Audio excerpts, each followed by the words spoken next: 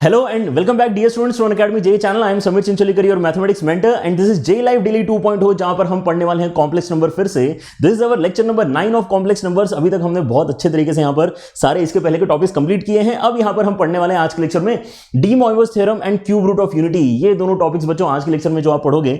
कई सारे बच्चे एक्चुअली वेट कर रहे थे यहां पर सर, कई सारे बच्चे लाइव चैट में पूछ रहे थे सर आप यहां पे क्यूब रूट ऑफ यूनिटी का डिस्कशन कब करेंगे. तो फाइनली वो दिन आ गया है. बहुत सारे बच्चों का यहां पर अवेटेड टॉपिक है. लेकिन मैंने जैसे आपको यहां पे बताया था कि cube root of unity is one of the easiest portion of this entire chapter. ठीक है, तो हम यहां पे कई सारे क्वेश्चंस भी आज करने वाले हैं. आपको पता चलेगा कि यार हमने इसके पहले जो क्वेश्चन सॉल्व किए हैं उनमें ज्यादा दम था as compare to cube root of unity. ठीक है, तो ये आपको जो पोर्शन है, ये जो पर्टिकुलर लेक्चर है, आपको आसान लगना चाहिए. ठीक है, so let us try to understand De Moivre's theorem first of all, followed by cube root of unity. तो cube root of unity basically De Moivre's theorem का ही एप्लीकेशन है ना. ये आपको समझ में आएगा जब हम यहां पे दोनों टॉपिक्स को अच्छे तरीके से पढ़ना स्टार्ट करेंगे. अगर बच्चों आप अनअकैडमी जे चैनल पर नए हो तो सबसे पहले तो आपने क्या करना चाहिए, अनअकैडमी जे चैनल को सब्सक्राइब करना चाहिए और बेल आइकन प्रेस करना चाहिए ताकि यहां पर होने वाले कोई भी सेशंस आपके मिस ना हो. आपके साथ में जो यहां पे फिजिक्स केमिस्ट्री मैथ्स के एजुकेटर्स कनेक्टेड हैं, आप अगर सारे ही एजुकेटर्स को फॉलो करोगे तो आपको डेफिनेटली बहुत अच्छे रैंक से जेई क्लियर करते आएगा. Make sure that you also share this lectures, you spread the word about Unacademy JEE channel,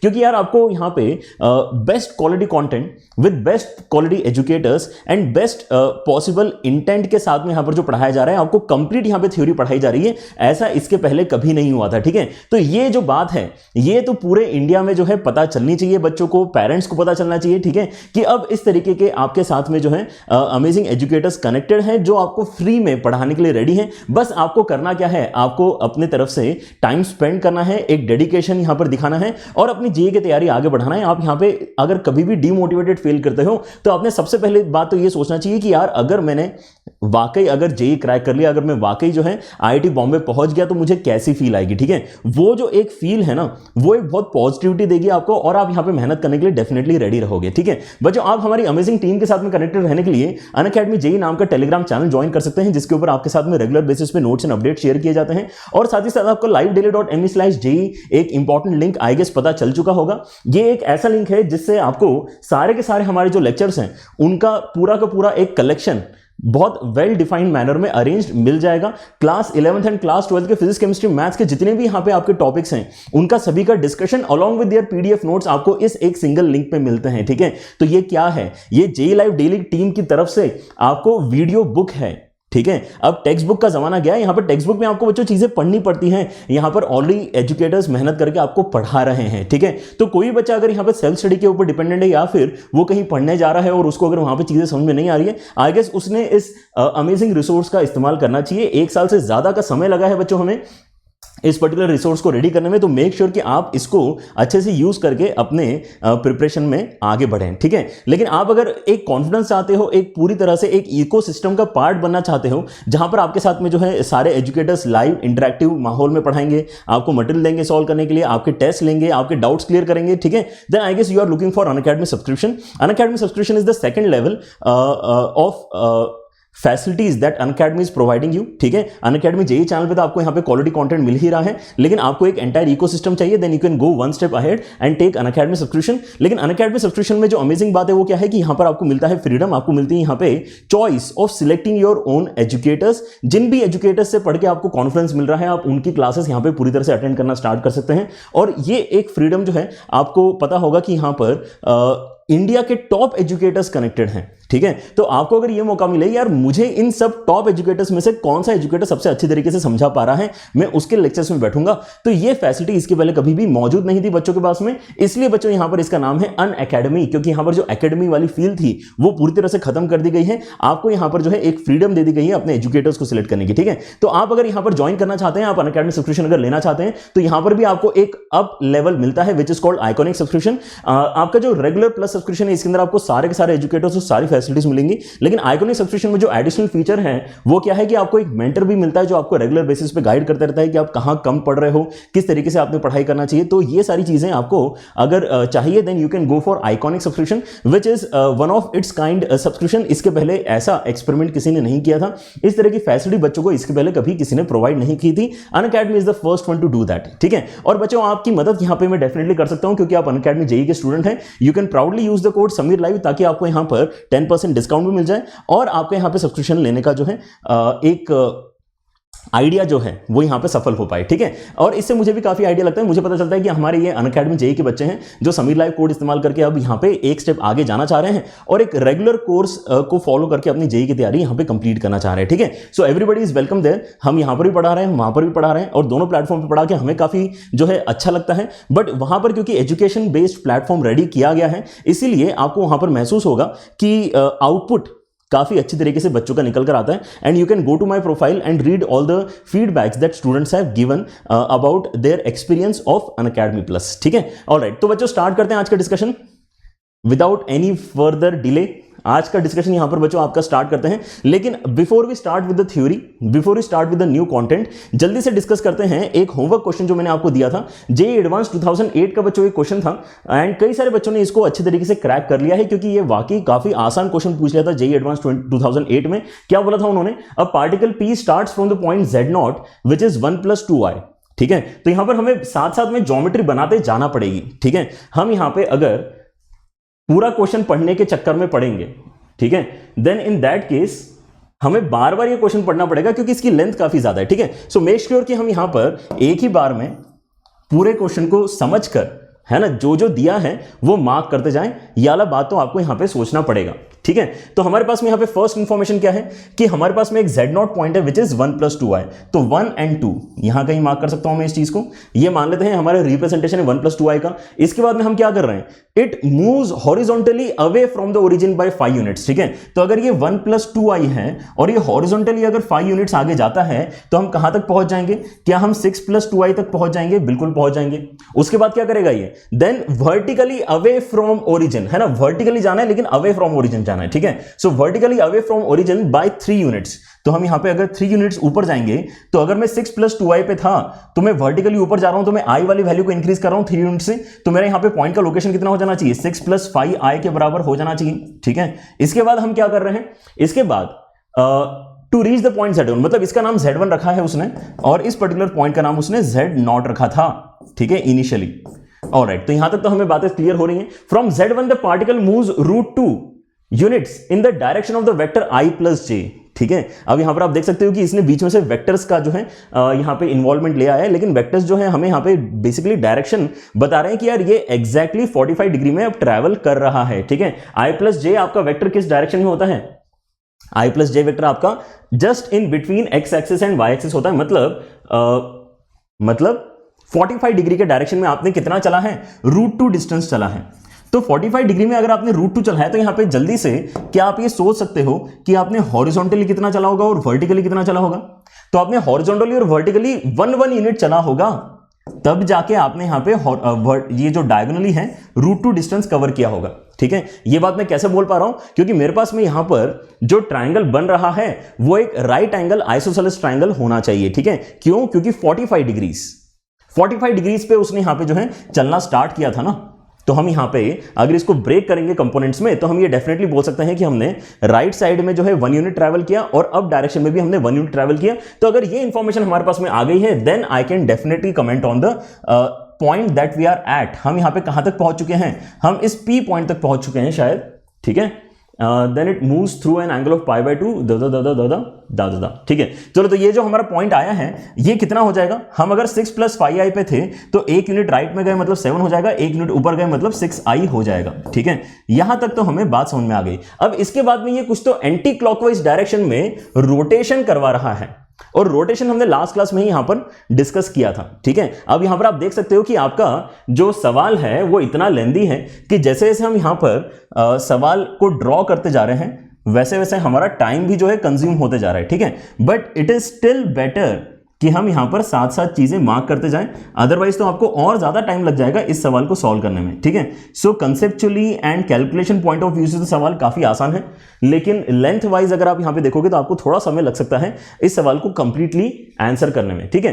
तो अब यहां पर बोला क्या गया है, जब आप यहां तक पहुंच चुके हो then it moves through an angle of π/2 in the anticlockwise direction. अगर एंटी क्लॉकवाइज डायरेक्शन में π/2 एंगल से, है ना, रोटेट हो रहा है विथ सेंटर एट ओरिजिन, अगर सेंटर एट ओरिजिन के मदद से हम इसको अगर रोटेट करेंगे कितने एंगल से, π/2 एंगल से, तो हमारे पास में कोई तो एक एंड पॉइंट निकल कर आएगा जिसको ये Z2 बोल रहा है, ठीक है। तो मुझे अगर Z2 का कोऑर्डिनेट निकालना है, मेरे पास में ऑलरेडी यहां पे ये पहले वाला P पॉइंट का कोऑर्डिनेट है, तो क्या हमने लास्ट क्लास में पढ़ा था कि π/2 से अगर आपको रोटेट करना है, एंटी क्लॉकवाइज रोटेट करना है, तो आपको आपके कॉम्प्लेक्स नंबर में क्या मल्टीप्लाई करना पड़ेगा? आपको आपके कॉम्प्लेक्स नंबर में मल्टीप्लाई करना पड़ेगा e की पावर i π/2, क्योंकि हम यहां पे e की बार i थीटा मल्टीप्लाई करने से क्या जनरेट करते हैं, वो नया कॉम्प्लेक्स नंबर जनरेट करते हैं जो π/2 एंगल के बाद हमें मिला होता है, ठीक है। तो यही आपका क्वेश्चन है और यही आपका बेसिकली आंसर निकल कर आ जाएगा। मतलब आप यहां पे देख सकते हो कि यहां पे कोई मेजर कैलकुलेशन आपको करना ही नहीं है और आपका एंगल भी इतना बढ़िया है कि e की बार i π/2 हम सबको याद होता है कि ये i के बराबर निकल कर आता है। मतलब आपको यहां पे सीधा सीधा i मल्टीप्लाई करना है, ठीक है। तो 7 + 6i के अंदर अगर आप i मल्टीप्लाई करोगे तो ये हो जाएगा -6, ये हो जाएगा 7i, मतलब आपको यहां पे डी आंसर करेक्ट हो जाएगा, ठीक है। तो यहां तक तो मेरे ख्याल से सारे बच्चों को सॉल्यूशन समझ में आ गया होगा। हम यहां पे पहले जो है उस पॉइंट तक पहुंच रहे हैं by making some changes and then we are in the end doing the rotation theorem, ठीक है। तो काफी आसान सवाल पूछ लिया था इन्होंने, बट यहां पर आपको यही बात पता होना चाहिए, ठीक है। अगर आपको जेई क्रैक करना है, बहुत सारे बच्चे जो है ये बात समझ नहीं पाते हैं एंड वो बहुत डिफिकल्ट और बहुत ज्यादा डिफिकल्ट क्वेश्चन करने के चक्कर में ये फील करते हैं कि मैथ्स तो बहुत डिफिकल्ट है ना। आप यहां पर ये सोचो कि किसी भी एक पेपर में जब भी पेपर बनाया जाता है, ठीक है, तो आपके पास में कुछ एक परसेंटेज क्वेश्चंस हमेशा डुएबल होते हैं, कुछ एक परसेंटेज क्वेश्चंस हमेशा मॉडरेट लेवल के होते हैं और कुछ क्वेश्चंस वाकई ऐसे होते हैं जिनको एग्जाम में छोड़ना होता है, ठीक है। आपने कितनी भी तैयारी करी है, इट डजंट मैटर, आप अगर वो सवाल एग्जाम में करोगे तो आपका सिलेक्शन ही नहीं होगा, क्योंकि वो इतना ज्यादा समय ले लेंगे, वो आपकी इतनी ज्यादा एनर्जी ले लेंगे कि आप फिर से रिकवर नहीं कर पाओगे बाकी क्वेश्चंस को सॉल्व करने के लिए, ठीक है। तो यहां पर क्वेश्चंस करना जितना इंपॉर्टेंट होता है किसी भी एक पेपर को जो है क्लियर करने में, उतना ही इंपॉर्टेंट होता है जो गलत, मतलब हमारे जो टाइम कंज्यूम करने वाले क्वेश्चंस हैं, जो हमें डीमोटिवेट करने वाले क्वेश्चंस हैं, उनको छोड़ना, ठीक है। तो सवाल सिलेक्ट करना बहुत ज्यादा इंपॉर्टेंट टास्क है जो आपने सीखते जाना चाहिए, ठीक है। तो हमें यहां पे अगर सिंपल सवाल करके कुछ नंबर मिल रहे हैं तो we will definitely take those marks, ठीक है। And by the analysis of previous years papers you can analyse this very clearly कि आपको 50% क्वेश्चंस हमेशा सिंपल मिलते हैं। बस प्रॉब्लम क्या है कि आपको नहीं पता कि कौन से पर्टिकुलर टॉपिक से सिंपल क्वेश्चंस आएंगे और कौन से पर्टिकुलर टॉपिक से आपको डिफिकल्ट क्वेश्चंस आएंगे। And let me make it clear कि मैं एडवांस की बात कर रहा हूं, ठीक है। मैं मेंस की बात नहीं कर रहा हूं, मैं एडवांस की बात कर रहा हूं कि 50% क्वेश्चन आपको हमेशा इजी मिलेंगे, आपको हमेशा ऐसे सवाल मिलेंगे जो देख के आपको लगेगा ये तो समीर सर ने अपने लेक्चर में कराए, ठीक है। लेकिन आपको डेफिनेटली यहां पर जो है 10 से 20% क्वेश्चन ऐसे मिलेंगे जिसमें आपको ज्यादा दिमाग लगाना पड़ेगा। लेकिन आप अगर उन 20% क्वेश्चंस को लीव आउट भी अगर कर दोगे तो भी आप यहां पे टारगेट बना सकते हो 80% मार्क्स का, और 80% मार्क्स लाने की जरूरत होती नहीं है AIR1 लाने की, ठीक है। AIR1 का यहां पर जो परसेंटेज होता है that is 75% in advance. 75% marks अगर आपके आ रहे हैं तो आप तो AIR1 टारगेट कर रहे हो, इसका मतलब, ठीक है। सो बड़ा आसान होता है बच्चों यहां पर अपने जो है एग्जाम को क्रैक करना, अगर आपको सही स्ट्रैटेजीज पता है तो, ठीक है। So make sure that you know कि यहां पर जितना आप वॉल्यूम कवर करोगे अपने सिलेबस का, उतना ही ज्यादा आपको आसान रहेगा सारे सिंपल क्वेश्चंस करना और एग्जाम क्रैक करना, ठीक है। चलो तो अब स्टार्ट करते हैं इसी थॉट के साथ में हमारा डी मॉइवर्स थ्योरम, ठीक है। डी मॉइवर्स थ्योरम बच्चों बड़ा ही इंटरेस्टिंग है, हम इसको दो पार्ट्स में पढ़ते हैं हमेशा, इसके दो स्टेटमेंट्स हैं हमारे पास, ठीक है। पहला वाला स्टेटमेंट तो कुछ ज्यादा ही आसान है, ये यहां पर बोलना चाहता है डी मॉइवर्स थ्योरम, ठीक है, कि अगर आप cos theta plus i sine theta की पावर n कभी करना चाहते हो तो आप उसका result directly cos n theta plus i sine n theta कर सकते हो, ठीक है। तो यहां पर आपका n क्या है, ऑब्वियसली कोई एक इंटीजर है, ऐसा आपको पता होना चाहिए, है ना। फ्रैक्शन के केस में हमारे यहां पर केस 2 क्रिएट होगा, ठीक है। दिस इज द केस 1 जिसके अंदर आपके पास में जो पावर है वो एक इंटीग्रल पावर है, ठीक है। तो ये देख के किसी को भी डी मॉइवर्स थ्योरम से डर नहीं लगना चाहिए, क्योंकि ये तो आप खुद भी सोच सकते हो, है ना। मतलब डी मॉइवर ने तो सोचा ही सोचा, लेकिन हम जो बिल्कुल तुच्छ प्राणी हैं, है ना, मैथमेटिक्स की फील्ड में, ठीक है, हम भी ये सोच सकते हैं कि हाँ यार ये बात तो सही बोल रहा है, क्योंकि हमें ऑयलर जो है फॉर्मूला पता है, हमें ऑयलर फॉर्मेट पता है, ठीक है। तो क्या आप यहां पे सोच पा रहे हो कि ये डी मॉइवर थ्योरम का जो पहला स्टेटमेंट है वो तो बहुत ज्यादा फर्जी है, ये तो कोई भी बता सकता था, क्योंकि cos theta plus i sine theta आपको कितना पता होता है, आपको पता होता है कि cos theta plus i sine theta जो है वो तो e की पावर आई थीटा के बराबर होता है। तो अगर मैं इसकी पावर n लेना चाहता हूं, अगर मैं इसकी पावर n लेना चाहता हूं, मतलब मैं बेसिकली e की पावर आई थीटा की पावर n कर रहा हूं। तो जैसे मैं यहां पे पावर्स लेता हूं तो मेरे पास में तो पावर्स मल्टीप्लीकेशन में आ जाएंगी ना। मैं इसको e की पावर आई n थीटा लिख सकता हूं कि नहीं लिख सकता, बिल्कुल लिख सकता हूं, ई की पावर आई एन थीटा। और अगर मैं इसको वापस पोलर फॉर्मेट में चेंज करूंगा, अगर मैं इसको वापस पोलर फॉर्मेट में चेंज करूंगा तो क्या मेरे पास में RHS आ गया, जो यहां पे ऑयलर जो बेसिकली यहां पे ऑयलर आपको करके दे रहा है वही डी मोइवस थ्योरम का पहला स्टेटमेंट है। ठीक है, कि आप यहां पर कैसा सोच सकते हो, डी मोइवर थ्योरम आपको बोल रहा है कि आप ऐसा सोच सकते हो कि ये जो इंटीग्रल आपकी पावर है कॉम्प्लेक्स नंबर की वो उतर के एंगल के साथ में मल्टीप्लीकेशन में आ गई। अल्टीमेटली या तो हम इसको इस तरीके से करेंगे, लेकिन इसका जो अंडरस्टैंडिंग है वो भी कोई बहुत मुश्किल नहीं है, क्योंकि हमें ऑयलर के ऊपर बहुत कॉन्फिडेंस ऑलरेडी आ चुका है। ठीक है, मेन आइडिया क्लियर हुआ। यहां पे डी मोइवस थ्योरम क्या कर रहा है, डी मोइवस थ्योरम इसका मतलब आपको कॉम्प्लेक्स नंबर्स की पावर निकालना सिखा रहा है। ठीक है, अब कॉम्प्लेक्स नंबर यहां पे बहुत ही स्पेसिफिक टाइप के कॉम्प्लेक्स नंबर्स हैं। ठीक है, किस टाइप के कॉम्प्लेक्स नंबर है, ई की पावर आई थीटा। ठीक है, ई की पावर आई थीटा कैसा होता है, ये एक ऐसा कॉम्प्लेक्स नंबर होता है जिसका मॉडुलस 1 है। तो अगर आपके इसमें कोई ऐसा कॉम्प्लेक्स नंबर आ रहा है जिसका मॉडुलस 1 नहीं है, तो क्या आप डी मोइवस थ्योरम अप्लाई नहीं कर सकते, तब भी कर सकते हो, कोई ऐसी टेंशन वाली बात नहीं है। क्योंकि मैं क्या करूंगा उस केस में, अगर मेरे पास में कोई ऐसा सवाल पूछता है कि r इंटू, है ना, कोई मुझसे अगर ऐसा पूछ रहा है r इंटू ई की पावर आई थीटा की पावर n सॉल्व करके बताओ, r इंटू ई की पावर आई थीटा की पावर n सॉल्व करके बताओ, तो मैं यहां पे r की पावर n अलग कर लूंगा ना, और e की पावर आई थीटा की power n D Moivre's theorem से सॉल्व कर लूंगा। इसलिए डी मोइवर ने क्या किया, डी मोइवर ने बेसिकली यहां पर मॉडुलस की टेंशन तो ली नहीं है, वो ये बोल रहा है कि आप यहां पे मॉडुलस 1 वाला जो कॉम्प्लेक्स नंबर है ना, cos theta plus i sin theta, उसी का पावर निकालना सीख लो, तो आप यहां पे किसी भी कॉम्प्लेक्स नंबर का यहां पे डिस्कशन कर सकते हो बिना किसी इश्यू के। ठीक है, ये वाला पॉइंट भी समझ में आ गया सारे बच्चों को। चलो, तो यहां पे आपका ये बहुत ही सिंपल सा थ्योरम लग रहा है अभी तक तो, लेकिन आगे चल के ये जो फॉर्म लेने वाला है वो इंटरेस्टिंग रहेगा। ठीक है, that will help us in understanding कि cube root of unity basically जो है क्या चीज होती है। ठीक है, so let us move on. आपको नेक्स्ट स्टेटमेंट जो है वो भी काफी आसान लगने वाला है। डी मोइवस थ्योरम का यहां पे केस 1 ही चल रहा है, लेकिन केस 1 का सेकंड स्टेटमेंट हम यहां पे देख रहे हैं। ठीक है, यहां पर आपको दिया गया है अलग अलग टाइप के थीटा के वैल्यूज। ठीक है, तो आपके पास में इसके पहले जो आइडिया था वो क्या था, cos theta plus i sin theta की पावर n, तो उसको आप अगर ओपन करते तो क्या मिलता है आपको, cos theta plus i sin theta पहला bracket into cos theta plus i sin theta दूसरा ब्रैकेट, ऐसे डॉट डॉट डॉट डॉट करते हुए cos theta plus i sin theta nth bracket. मतलब वहां पे आपके जो n के n ब्रैकेट्स थे उनके अंदर एंगल की वैल्यू बार बार थीटा थी। अब यहां पर आप देख सकते हो कि बिल्कुल वैसा ही कुछ ये थॉट है, लेकिन यहां पर आपके पास में हर एक ब्रैकेट में एंगल की वैल्यू चेंज हो रही है। मतलब आपके पास में यहां पे कॉम्प्लेक्स नंबर सब अलग अलग हैं, कॉम्प्लेक्स नंबर्स आपके सब अलग अलग है। थीटा 1 की वैल्यू चेंज कर दो, थीटा 2 की वैल्यू चेंज करो, थीटा 3, थीटा n, तो आपके सारे के सारे n ब्रैकेट्स यहां पर अलग अलग हैं। लेकिन यहां पर डी मोइवर थ्योरम बोल रहा है कि तब भी आपको बहुत ज्यादा परेशान होने की जरूरत नहीं है। मल्टीप्लीकेशन करने के लिए आपको यहां पे बहुत कन्वीनियंटली ऐसा कुछ करने के लिए मिल सकता है। ठीक है, कि आपका इतने सारे ब्रैकेट्स का जो मल्टीप्लीकेशन है वो हो जाएगा cos of theta 1 plus theta 2 plus theta 3 up to theta n plus i sin theta 1 plus theta 2 plus theta 3 up to theta n।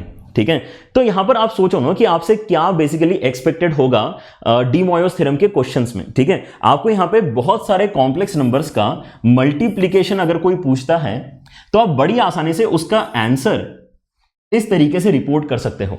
ठीक है, ये मेन आइडिया है, मल्टीप्लीकेशन ऑफ कॉम्प्लेक्स नंबर्स आसानी से हो जाए, ऐसा आप यहां पे देख सकते हो। ठीक है, लेकिन अब ये फिर से क्या समझना बहुत मुश्किल टास्क है? नहीं, बिल्कुल भी मुश्किल टास्क नहीं, क्योंकि आपका जो पहला ब्रैकेट है ऑयलर फॉर्मेट में कैसे लिखा जा सकता है, ये ई की पावर आई थीटा 1 लिखा जा सकता है ना। दूसरा वाला ब्रैकेट कैसे लिखा जा सकता है, ई की पावर आई थीटा 2 लिखा जा सकता है। अगला वाला ब्रैकेट ई की पावर आई थीटा 3 लिखा जा सकता है, और ऐसा करते करते लास्ट वाला ब्रैकेट ई की पावर आई थीटा n लिखा जा सकता है।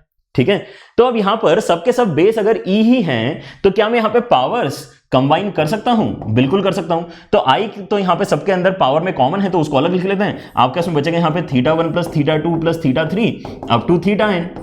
तो अगर आप इस एक्सप्रेशन को, अगर आप इस नीचे वाले एक्सप्रेशन को जो ऑयलर फॉर्मेट में लिखा हुआ है उसको अगर आप पोलर फॉर्मेट में चेंज करोगे तो आपके पास में यही आंसर आएगा ना, ये जो लिखा हुआ है, जो आपका स्टेटमेंट है। मतलब यहां पर हमें एक नया थ्योरम पता तो चल रहा है, लेकिन उसको अलग से याद करने की जरूरत नहीं है, वो काफी अंडरस्टैंडेबल है, क्योंकि वो एक तरीके से क्या है, मैनिपुलेशन है एक्सप्रेशंस का यूजिंग ऑयलर फॉर्मेट, जो हमें पहले से पता है।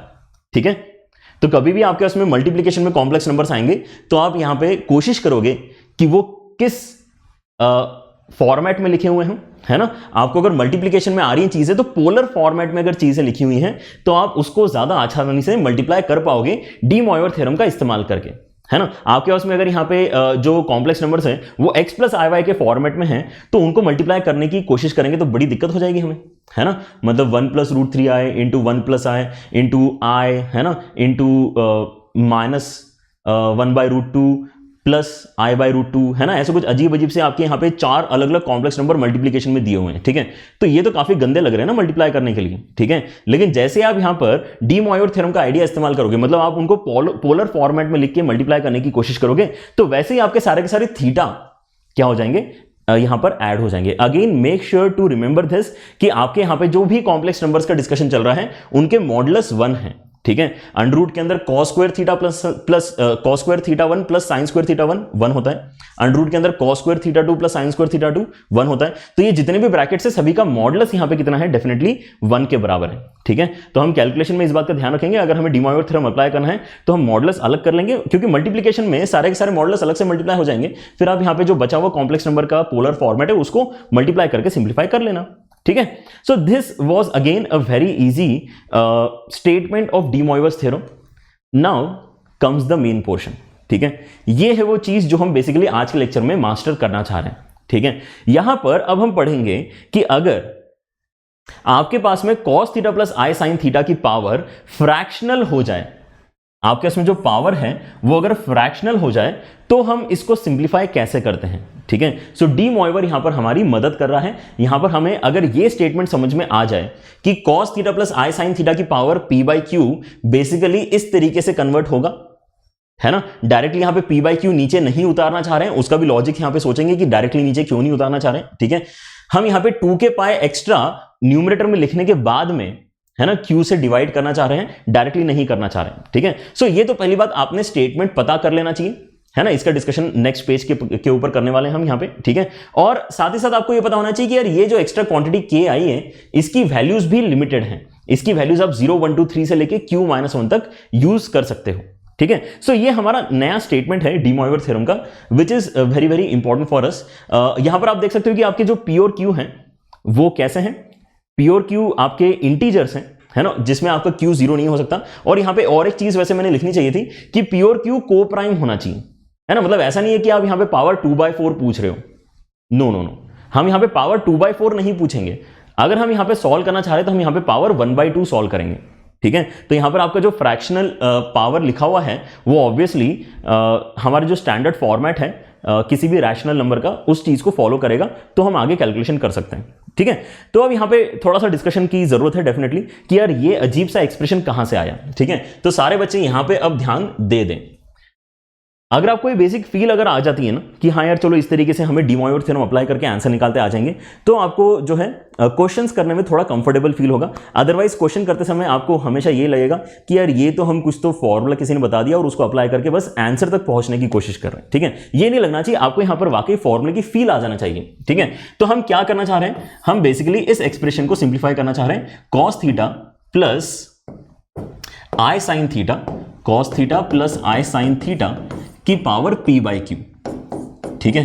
तो पहली बात तो आप यहां पर ये नोटिस कर सकते हो कि आपके p और q क्योंकि इंटीजर्स हैं, है ना। तो हम यहां पे पहली बात तो एक्सपोनेंट की एक बहुत ही सिंपल सी प्रॉपर्टी इस्तेमाल कर रहे हैं। हम बोल रहे हैं कि यार cos theta plus i sine theta इसकी पावर इसकी पावर p और उसकी पावर 1/q। क्या मैं ऐसा इसको ब्रेक करूंगा तो चलेगा क्या?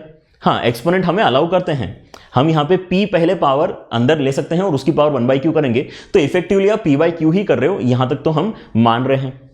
अब जैसे हम यहां तक बात मान लेंगे क्योंकि हमें एक्सपोनेंट की प्रॉपर्टीज पता है, तो आप यहां पर फिर से डी मॉयर्स थ्योरम का फर्स्ट स्टेटमेंट अप्लाई करने वाले स्टेट में आ चुके हो, क्योंकि p क्या था, p तो एक इंटीजर था ना, p भी एक इंटीजर है, q भी एक इंटीजर है। तो क्योंकि p एक इंटीजर है तो जिस तरीके से हमने n को नीचे उतारा था उसी तरीके से हम यहां पर p को नीचे उतार सकते हैं, और आपके इसमें क्या बनेगा cos of p theta plus i sin p theta, और उसकी पावर कितनी हो जाएगी 1/q। अब यहां आके हम डेफिनेटली अटकने वाले हैं, यहां आके हम अटकने वाले हैं यहां पर, क्योंकि q इंटीजर है तो उससे हमें बेनिफिट नहीं मिल रहा है, क्योंकि ये तो 1/q हो गया ना, तो ये तो बेसिकली इसका मतलब फ्रैक्शन हो गया।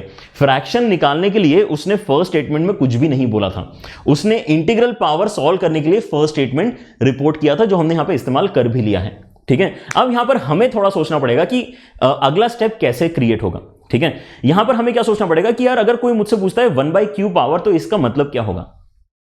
जैसे कि अगर कोई मुझसे पूछता है कि 1/2 पावर, तो उसका मतलब तो स्क्वायर रूट होना चाहिए। अगर कोई मुझसे पूछता है 1/3 पावर, तो इसका मतलब तो क्यूब रूट होना चाहिए। समझ में आ रहा है कि ये क्यूब रूट ऑफ यूनिटी से लिंक कैसे होगा आगे चल के, ठीक है। वो यहां पे बेसिकली क्यू की वैल्यू इसका मतलब 3 लेके आपको सॉल्व करने के लिए बोलेगा, ठीक है। सो अगर मैं आपसे बोल रहा हूं कि आप क्यूब रूट निकालो, है ना, थोड़ा सा यहां पे समझने की कोशिश करना। अगर मैं बोल रहा हूं कि आप लेट अस से 1 का क्यूब रूट निकालो, जो हमारा आगे आने वाला टॉपिक भी है, वो आपको थोड़ी ज्यादा अच्छे से आइडिया देगा, फील देगा कि हमें यहां पे कैसे सोचना चाहिए, ठीक है। तो कोई मुझसे अगर पूछ रहा है कि आप क्यूब रूट ऑफ 1 निकालो, है ना, cube root of unity, unity का मतलब कितना होता है 1। कोई मुझे अगर पूछ रहा है कि आप क्यूब रूट ऑफ यूनिटी निकालो, तो पहली बात तो मैं सोच सकता हूं कि चलो ठीक है, जो भी है कुछ तो आंसर आएगा ना। So let us call this z, let us call this answer as z, जो ये हमसे पूछ रहा है, ठीक है। तो अगर मैं इस एक्सप्रेशन को सिंप्लीफाई करना चाहता हूं, तो सबसे पहला स्टेप तो मैंने क्या करना चाहिए, दोनों साइड क्यूब कर लेना चाहिए। तो this will become z cube is equal to 1। जैसे ही आप ये इक्वेशन देखते हो तो आपको ये समझ में आता है यार, ये अगर मुझे आंसर करना है 1 की पावर 1/3, तो इसका मतलब मैं बेसिकली जो नेक्स्ट स्टेप में लिख रहा हूं वो क्या है ना, सॉल्व करते समय वो एक क्यूबिक एक्सप्रेशन है। और क्यूबिक एक्सप्रेशन के डेफिनेटली कितने आंसर आते हैं, क्यूबिक एक्सप्रेशन के डेफिनेटली हमारे पास में 3 आंसर्स आते हैं, ठीक है। तो कोई अगर मुझसे यहां पे किसी भी नंबर की या किसी भी कॉम्प्लेक्स नंबर की पावर 1/3 पूछ रहा है, तो मैं एक्सपेक्ट क्या करूंगा, मैं वहां पे 3 अलग अलग आंसर्स एक्सपेक्ट करूंगा। एक आंसर तो आपको इस इक्वेशन का 1 दिख ही रहा है, आज खुलासा होगा कि बाकी दोनों आंसर्स क्या होना चाहिए, ठीक है। क्योंकि अगर क्यूबिक इक्वेशन है तो हमारे 3 आंसर तो आना ही चाहिए था ना। बात पकड़ में आ गई सारे बच्चों को, ठीक है। वैसे ही अगर कोई यहां पे आपसे 1/3 पूछ रहा है तो आप 3 आंसर एक्सपेक्ट कर रहे हो। अगर कोई आपसे 1/q पूछ रहा है, अगर कोई आपसे 1/q पूछ रहा है, तो आपने q आंसर्स रिपोर्ट करना चाहिए ना, आपने q अलग अलग आंसर्स रिपोर्ट करना चाहिए। ऑलराइट, तो यहां तक आपको बात समझ में आई कि यहां पे हम मल्टीपल आंसर्स एक्सपेक्ट कर रहे हैं, और वो जो मल्टीपल आंसर्स है उनके काउंटिंग कितनी होगी वो भी हमें समझ में आ गया। इस एक्सप्रेशन को सिंप्लीफाई करने के बाद में हमारे पास में क्यू अलग अलग आंसर्स आना चाहिए, ये हमारे बात में दिमाग में हमारी बात आ चुकी, ठीक है। अब मैं यहां पर बोल रहा हूं कि यार आप थोड़ा सा ट्रिग्नोमेट्री का यहां पे नॉलेज अगर इस्तेमाल करोगे तो आपको काफी फायदा हो जाएगा। आप ये बताओ कि अगर आपके पास में कॉस के अंदर कोई भी एंगल है पी थीटा, उससे फर्क नहीं पड़ रहा मुझे, लेकिन उसके अंदर अगर मैं 2k पाई ऐड कर देता हूं, तो इसके रिजल्ट में कोई फर्क पड़ेगा क्या, ठीक है, इसके रिजल्ट में कोई फर्क नहीं पड़ने वाला, ठीक है। जैसे कि आपने लेटेस्ट से k की वैल्यू 1 इस्तेमाल कर ली, k की वैल्यू अगर आपने 1 इस्तेमाल करी, तो आप यहां पे एंगल के अंदर 2 पाई ऐड कर रहे हो, तो 2 पाई तो एंगल के अंदर वेस्ट होता है ना, चाहे कॉस हो चाहे साइन हो, 2 पाई ऐड करना वेस्ट होता है, ठीक है, उससे हमारे वैल्यू चेंज नहीं होते हैं। वैसे ही यहां पर सोचो कि अगर मैंने k का वैल्यू 2 इस्तेमाल कर लिया, तो हमारे पास में 4 पाई एडिशन में आएगा। 4 पाई एडिशन में आ रहा है मतलब एंगल क्या कर रहा है, बेसिकली 2 कंप्लीट सर्कल्स कंप्लीट करने के बाद में पी थीटा एंगल प्लॉट कर रहा है, ठीक है। तो इसका मतलब अगर मैंने यहां पे पी थीटा के प्लेस में 2k pi plus P theta अगर इंट्रोड्यूस कर दिया, तो इससे हमारा अभी तक एक्सप्रेशन चेंज नहीं हुआ है, जैसा यहां पर लिखा है वैसा ही यहां पर लिखा है, ठीक है। इससे लेकिन होगा क्या, इससे यह होगा कि हम यहां पे k की अलग अलग वैल्यूज डाल सकते हैं, इतना तो हमें पता चल रहा है। लेकिन अभी करंटली अगर मैं k की अलग अलग वैल्यू डालूंगा तो मेरे पास कुछ अलग अलग आंसर्स आएंगे नहीं। But what will happen is कि अब अगले स्टेप में अगर मैं 1/q नीचे उतारता हूं, ठीक है, जैसे हमने यहां पे p को नीचे उतारा था, लेकिन क्योंकि p आपका इंटीग्रल वैल्यू था इसलिए हमने उसको डायरेक्टली नीचे उतार लिया। यहां पर हमने जो है 2k पाई के साथ में कुछ कैलकुलेशन करने की नहीं सोची। लेकिन जब मैं 1/q नीचे उतारूंगा, जब मैं फ्रैक्शन नीचे उतारूंगा, then I will make sure कि मैंने ये 2k पाई वाला फैक्टर इसके अंदर ऐड किया है, ठीक है। इससे आपके पास में क्योंकि अलग अलग q आंसर्स अब निकल कर आएंगे, ठीक है। ये क्या बनेगा आपका, जब आप 1/q नीचे उतारोगे तो 1/q नीचे उतारोगे तो आप इसमें 2k pi plus p theta upon q ऐसा कुछ बनेगा, ठीक है, plus i times of sine of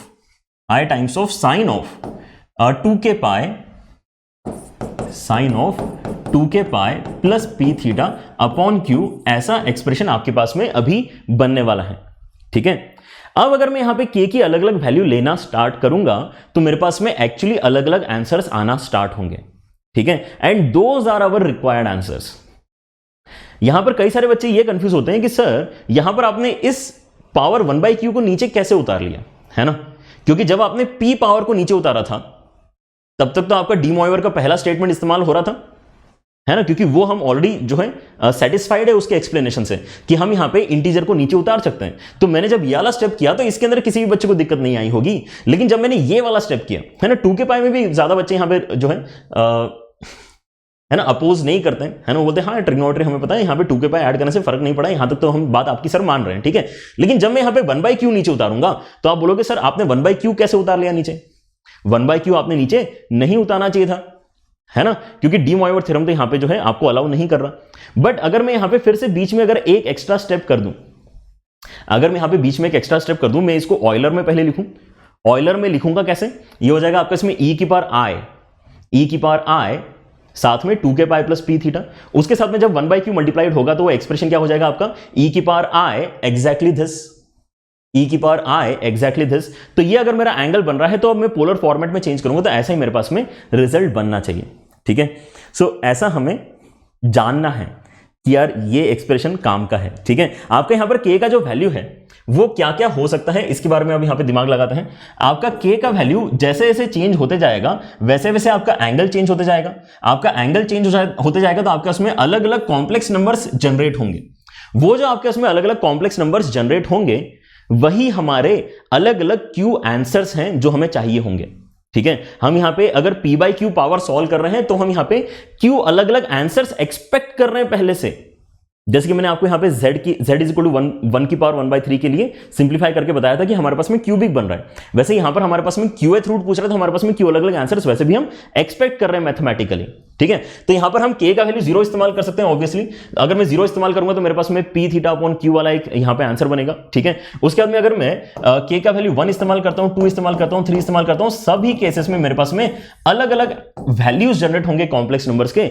जब तक मैं q-1 तक जा रहा हूं तब तक मेरे पास में हमेशा अलग अलग आंसर्स जनरेट होंगे। लेकिन जैसे ही मैं इसके अंदर q डालने की कोशिश करूंगा, जैसे ही मैं यहां पर k के प्लेस में q डालने की कोशिश करूंगा, मुझे पता चलेगा कि मेरा जो आंसर जनरेट हुआ है कॉम्प्लेक्स नंबर का that is equivalent to the answer that I have already generated by using k is equal to 0, है ना। एक बार करके देखना चाह रहे थे, यहां पे एक बार ट्राई कर सकते हैं सारे बच्चे। What if your k is equal to q, अगर आपकी k की वैल्यू q के बराबर है तो यहां पर आप देखो कि आपका एक्सप्रेशन क्या बनेगा, cos of 2q pi upon q plus p theta upon q plus i के अंदर साइन के i के साथ मल्टीप्लीकेशन में साइन के साथ एग्जैक्टली सेम चीज, ठीक है। जो यहां पे समझाने वाले हूं वही साइन के साथ भी समझाऊंगा, ठीक है।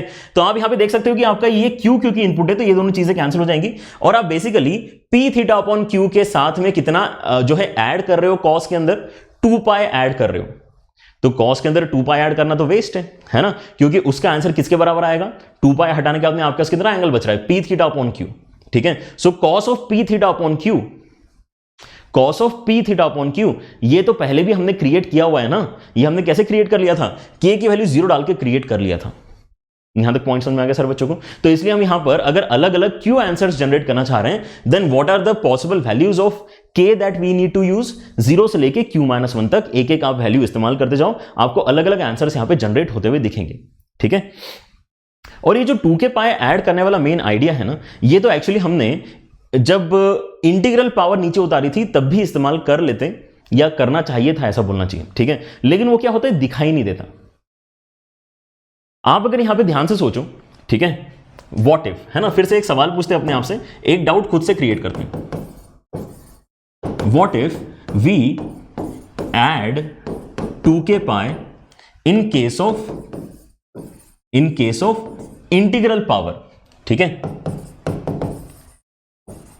करके देखते हैं एक बार कि हमारे पास में जो एक्सप्रेशन था वो तो ये था, वो दिखने में काफी आसान था, cos theta plus i sine theta की पावर n, ठीक है। ये n अगर हमारे पास में इंटीजर है तो अगर मैं यहां पर जैसे 1/q नीचे लाने के पहले 2 के पाई ऐड करना सजेस्ट कर रहा हूं, वैसा ही अगर मैं यहां भी करूं तो क्या कुछ गलत आंसर आ जाएंगे क्या मेरे, एक बार करके देखते हैं। अगर हम यहां पर cos के साथ में 2 के पाई प्लस थीटा करते हैं पहले, ठीक है, साइन के साथ में भी हम 2 के पाई प्लस थीटा करते हैं, ये इस उम्मीद में कि क्या यहां पर भी अलग अलग आंसर्स आने चाहिए थे, इस उम्मीद में हम यहां पे जो है 2 के पाई के साथ में सिंप्लीफाई करना चाह रहे हैं, ठीक है, किसको, पावर n को। तो अब यहां पर जब मैं n को नीचे लेकर आऊंगा, ठीक है, इसके पहले मैंने क्या बोला था, डायरेक्टली नीचे लेके आ जाओ, क्योंकि ऑयलर यहां पर आपको सजेस्ट कर रहा है कि डायरेक्टली नीचे ला सकते हो। लेकिन अब यहां पर हमने देखा कि यार डायरेक्टली नीचे नहीं ला रहे हैं सर, है ना, 1/q को नीचे लाने के पहले, है ना, 1/q को थीटा के साथ में मल्टीप्लाई करने के पहले सर ने 2 के पाई ऐड करवाया है, ठीक है। तो ये सब जगह लग रहा है कि एक बार चेक करके देखते हैं, तो वो हम यहां पे चेक करने की कोशिश कर रहे हैं। अगर मैं अब यहां पे इस n को नीचे लेके आऊंगा, जैसे कि मैं 1/q को नीचे लाया था, तो मेरे पास में क्या बनेगा, मेरे पास में n नीचे लाने के बाद में 2kn pi plus n theta बनेगा, और फर्दर यहां पर मेरे पास में साइन के साथ में 2kn pi plus n theta बनेगा। तो क्योंकि अब आपके पास में k एक इंटीजर है और n भी एक इंटीजर है, तो ये तो इंटीग्रल मल्टीपल ऑफ 2 पाई हो गया ना, और integral multiple of 2 pi cos के अंदर और साइन के अंदर तो वेस्ट होते हैं। तो आप यहां पे बेसिकली k की अलग अलग वैल्यू लेने पे अलग अलग कॉम्प्लेक्स नंबर जनरेट कर ही नहीं पा रहे हो। आपके पास में हर बार वेस्ट होने की वजह से कौन सा कॉम्प्लेक्स नंबर रेडी हो रहा है, आपके पास हमेशा cos of n theta plus i sine n theta ही जनरेट हो रहा है। इसलिए इसने क्या किया, डी बॉयर काफी समझदार था, है ना, मतलब ऐसा सोचना चाहिए कि इसने बच्चों का ख्याल रखा बेसिकली, ठीक है। क्योंकि कई सारे ऐसे सवाल होंगे ना जिसके अंदर डायरेक्टली ये बता देने से काम चल रहा है ना, इंटीग्रल पावर में यही करो, इससे काम चल रहा है। लेकिन आप अगर ये एक्स्ट्रा स्टेप सिखा रहे होते हैं यहां पे बीच में, तो ऐसा लगता है यार कुछ टीडियस सा काम करके हम यहां तक पहुंच रहे हैं, ठीक है, जबकि यहां से यहां तक आना तो काफी आसान है, ठीक है, और यहां से यहां तक ही आ रहे हैं अगर हमारे पास में यहां पे इंटीग्रल पावर है। तो इंटीग्रल पावर के केस में ये बीच वाले 2 स्टेप डिस्कस करने की जरूरत ही नहीं थी, इसलिए हमने यहां पे 2 के पाई का डिस्कशन किया नहीं। लेकिन अगर 2 के पाई यहां पर मेरे पास में होता तो भी अल्टीमेटली वो कुछ इफेक्ट जनरेट नहीं कर पाता, ठीक है, क्योंकि इंटीग्रल पावर के साथ में मल्टीप्लाई होके आपका 2kn पाई जो है वो तो वेस्ट हर बार होगा, for every value of k यहां पर ये वेस्ट हो जाएगा, आपके इसमें n थीटा ही बचेगा। लेकिन आप जब यहां पे 1/q को नीचे ला रहे हो तो आपके पास में k की अलग अलग वैल्यू लेने पे अलग अलग कॉम्प्लेक्स नंबर जनरेट हो रहे हैं, and we actually want those complex numbers, हमें ये कॉम्प्लेक्स नंबर्स चाहिए, ठीक है। So this is what your de Moivre's theorem is. Feel आ गया सारे बच्चों को। cos theta plus i sine theta के पावर p/q अगर हम निकालेंगे तो हम अलग अलग यहां पे q आंसर्स एक्सपेक्ट कर रहे हैं। q आंसर्स अलग अलग कब बनेंगे, जब हम इस एक्सप्रेशन में इस एंगल के अंदर k की वैल्यू 0 से लेके q-1 तक डालेंगे तब बनेंगे, ठीक है। q डालने पर क्या हो रहा है वो मैंने आपको समझा दिया है, तो आई गेस सारे बच्चों को पकड़ में आ गया होगा कि q+1 पे क्या होगा।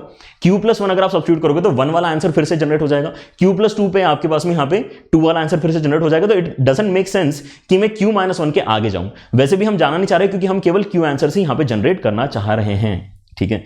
कई सारे बच्चों को लग रहा होगा सर एक ही बात कई बार घुमा फिरा के बता रहे हैं, लेकिन जितने अलग अलग तरीके से आप इस पर्टिकुलर थ्योरम को समझोगे ना, जितने अलग अलग पर्सपेक्टिव्स रखोगे, उतना ही कॉन्फिडेंस आएगा आपको इस फॉर्मूले को अप्लाई करने में, क्योंकि देखो फॉर्मूला तो अल्टीमेटली आपको अप्लाई करना ही पड़ेगा, ठीक है ना, मतलब ये तो फैक्ट है कि हमें अल्टीमेटली क्वेश्चन ही सॉल्व करते आना चाहिए। बस थ्योरी डिस्कशन अगर यहाँ पे बहुत अच्छे तरीके से हो जाता है तो बच्चों को कॉन्फिडेंस रहता है कि हाँ ये हमें सही लग रहा है और अब हम इसको अप्लाई करेंगे, ठीक है। So let us try to apply de Moivre's theorem in solving this question, जिसके अंदर कुछ तो एक क्वाड्रेटिक इक्वेशन दिया है जिसके रूट्स अल्फा बीटा हैं, ऑलराइट, और ये जो अल्फा बीटा है इनकी पावर n करके आपको क्या करना है, ऐड करके आंसर बताना है कि ABCD में से क्या आंसर निकल कर आना चाहिए। तो सबसे पहली बात तो यहां पर बच्चों ने क्या सोची, सर क्वाड्रेटिक इक्वेशन है, अल्फा बीटा हम निकाल लेते हैं, उसकी पावर n कर लेंगे, बिल्कुल सही सोचा, ठीक है। वही काम करते हैं यहाँ पे। हमारे पास में एक क्वाड्रेटिक इक्वेशन है x² - 2x + 2 = 0। तो यहां पर अगर मैं इसको सॉल्व करूंगा अल्फा बीटा निकालने के लिए तो कितना हो जाएगा, -b ± √b² - 4ac अपॉन 2 है, मतलब ये हो जाएगा x = 2 ± अंडर के अंदर -4 अपॉन 2, ठीक है। तो 4 तो यहां पे 2 बन के बाहर आ जाएगा और अंडर के अंदर -1 बचेगा विच इज i, तो ये 2i बनने वाला है, ठीक है। तो ये 2i है, नीचे 2 है और ये भी 2 है, तो कैंसिलेशन हो जाएगा 2 2 2, और आपके पास में यहां पे x के जो आंसर्स निकल कर आ रहे हैं वो क्या है, 1 ± i। तो इसमें से किसी एक को अल्फा बोल दो, इसमें से किसी एक को बीटा बोल दो। लेट अस से यहां पर मैं अल्फा बोल रहा हूं 1 + i को, एंड लेट अस से कि मैं यहां पे बीटा बोल रहा हूं 1 - i को। डजंट मैटर कि आप किसको अल्फा बोलो किसको बीटा बोलो, क्योंकि अल्टीमेटली यहां पर आपको एक सिमेट्रिक एक्सप्रेशन कैलकुलेट करने के लिए दिया गया है, ठीक है। अगर सिमेट्रिक एक्सप्रेशन नहीं होता, लेट अस से यहां पे होता कि अल्फा अपॉन बीटा की पावर n कैलकुलेट करके बताओ, लेट अस से अल्फा अपॉन बीटा की पावर n कैलकुलेट करके बताओ। अगर ऐसा सवाल होता देन इन दैट केस वो आपको क्लियरली बताता कि कौन सा वाला अल्फा होना चाहिए, कौन सा वाला बीटा होना चाहिए, बाय गिविंग सम इंफॉर्मेशन, ठीक है। Alright, but here we need not worry, symmetric expression है, अल्फा की पावर n प्लस बीटा की पावर n। तो यहां पर हम कैलकुलेट कर रहे हैं 1 + i की पावर n प्लस 1 - i की पावर n।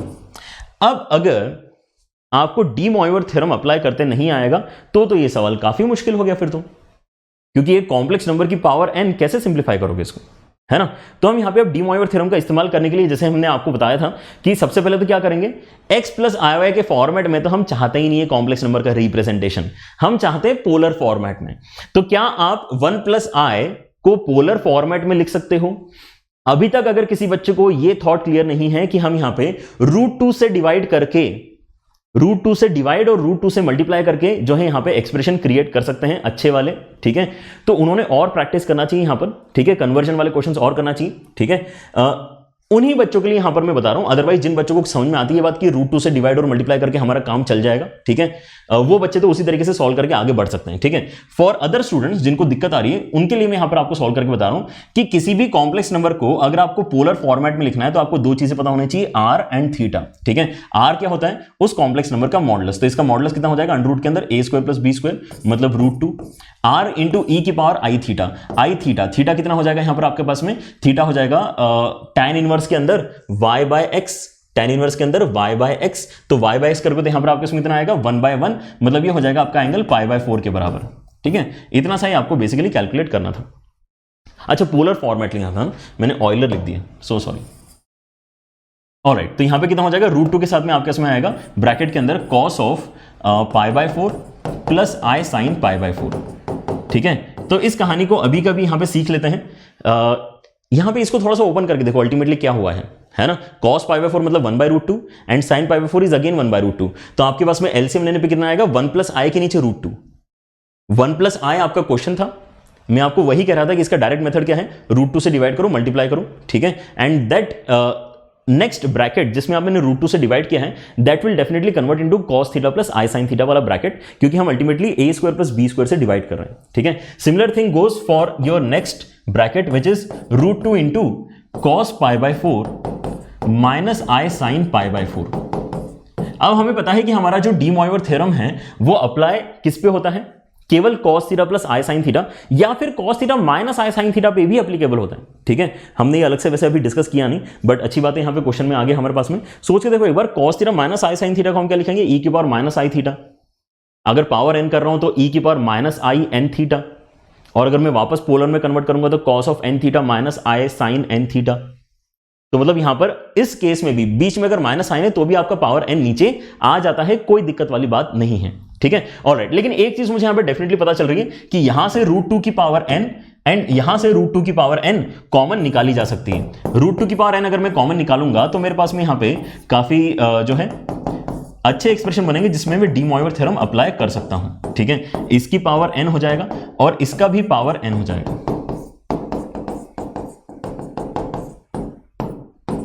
ठीक है। तो यहां से क्या डी मॉइवर थ्योरम बोल रहा है आपको? यहां से हम डी मॉइवर थ्योरम को अप्लाई कर सकते हैं। n इसके साथ में मल्टीप्लाई करो, n इसके साथ में मल्टीप्लाई करो, वैसे ये n नीचे उतारो, ये भी n नीचे उतारो, और जैसे ही आप यहां पे नीचे उतारोगे आपको दिख रहा होगा कि i sin n π/4 and minus i sin n π/4 आपस में कैंसिल हो जाएंगे, and cos n π/4 and cos n π/4 आपस में ऐड हो जाएंगे। तो आपके पास में यहां पे आना कितना चाहिए? क्या इस चीज को मैं 2 की पावर n/2 है ऐसा लिख सकता हूं, और अगला वाला एक्सप्रेशन आपका कितना बताएं? 2 इंटू कॉस के साथ में n π/4।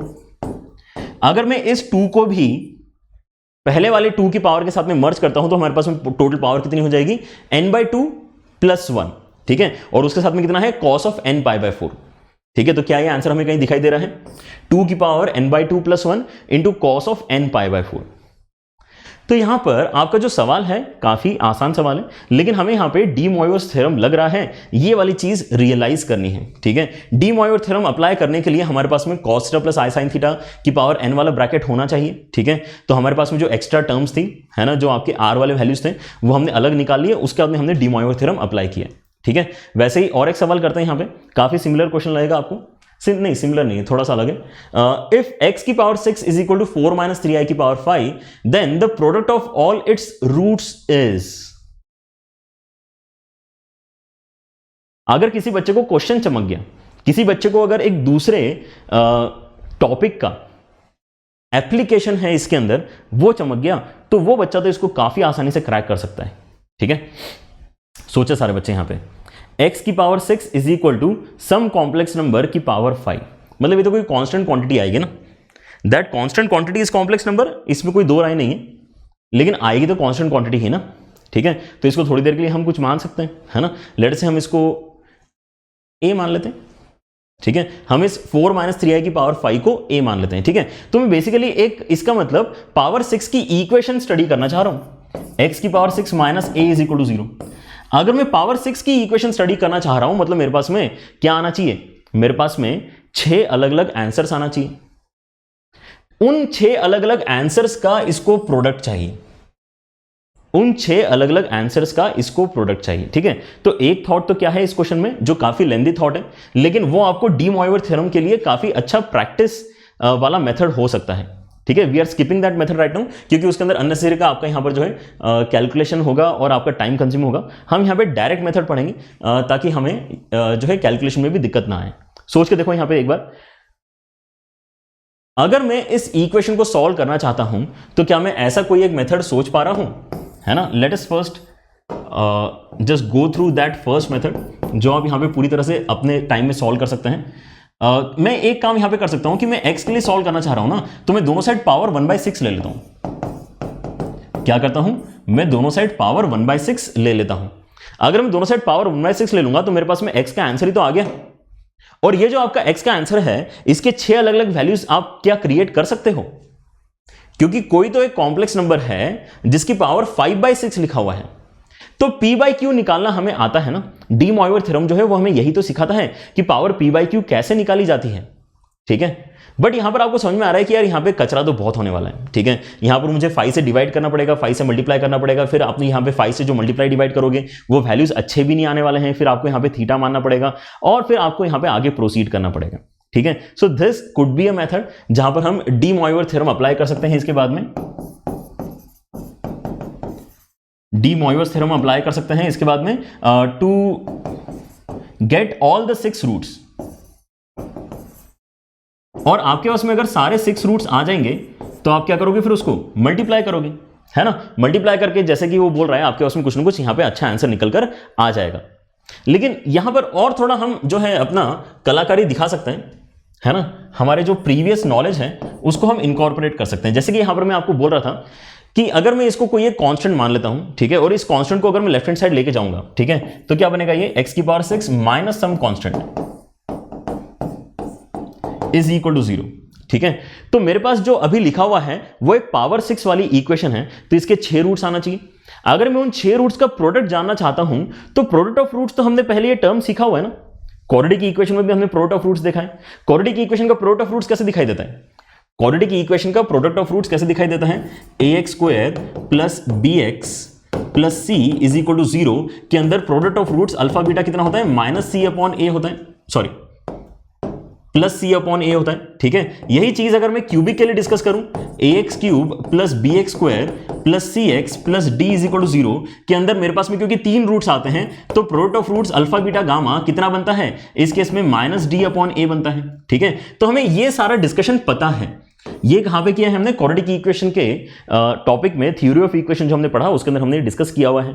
तो पावर 6 के लिए भी तो ऐसा ही बनेगा ना।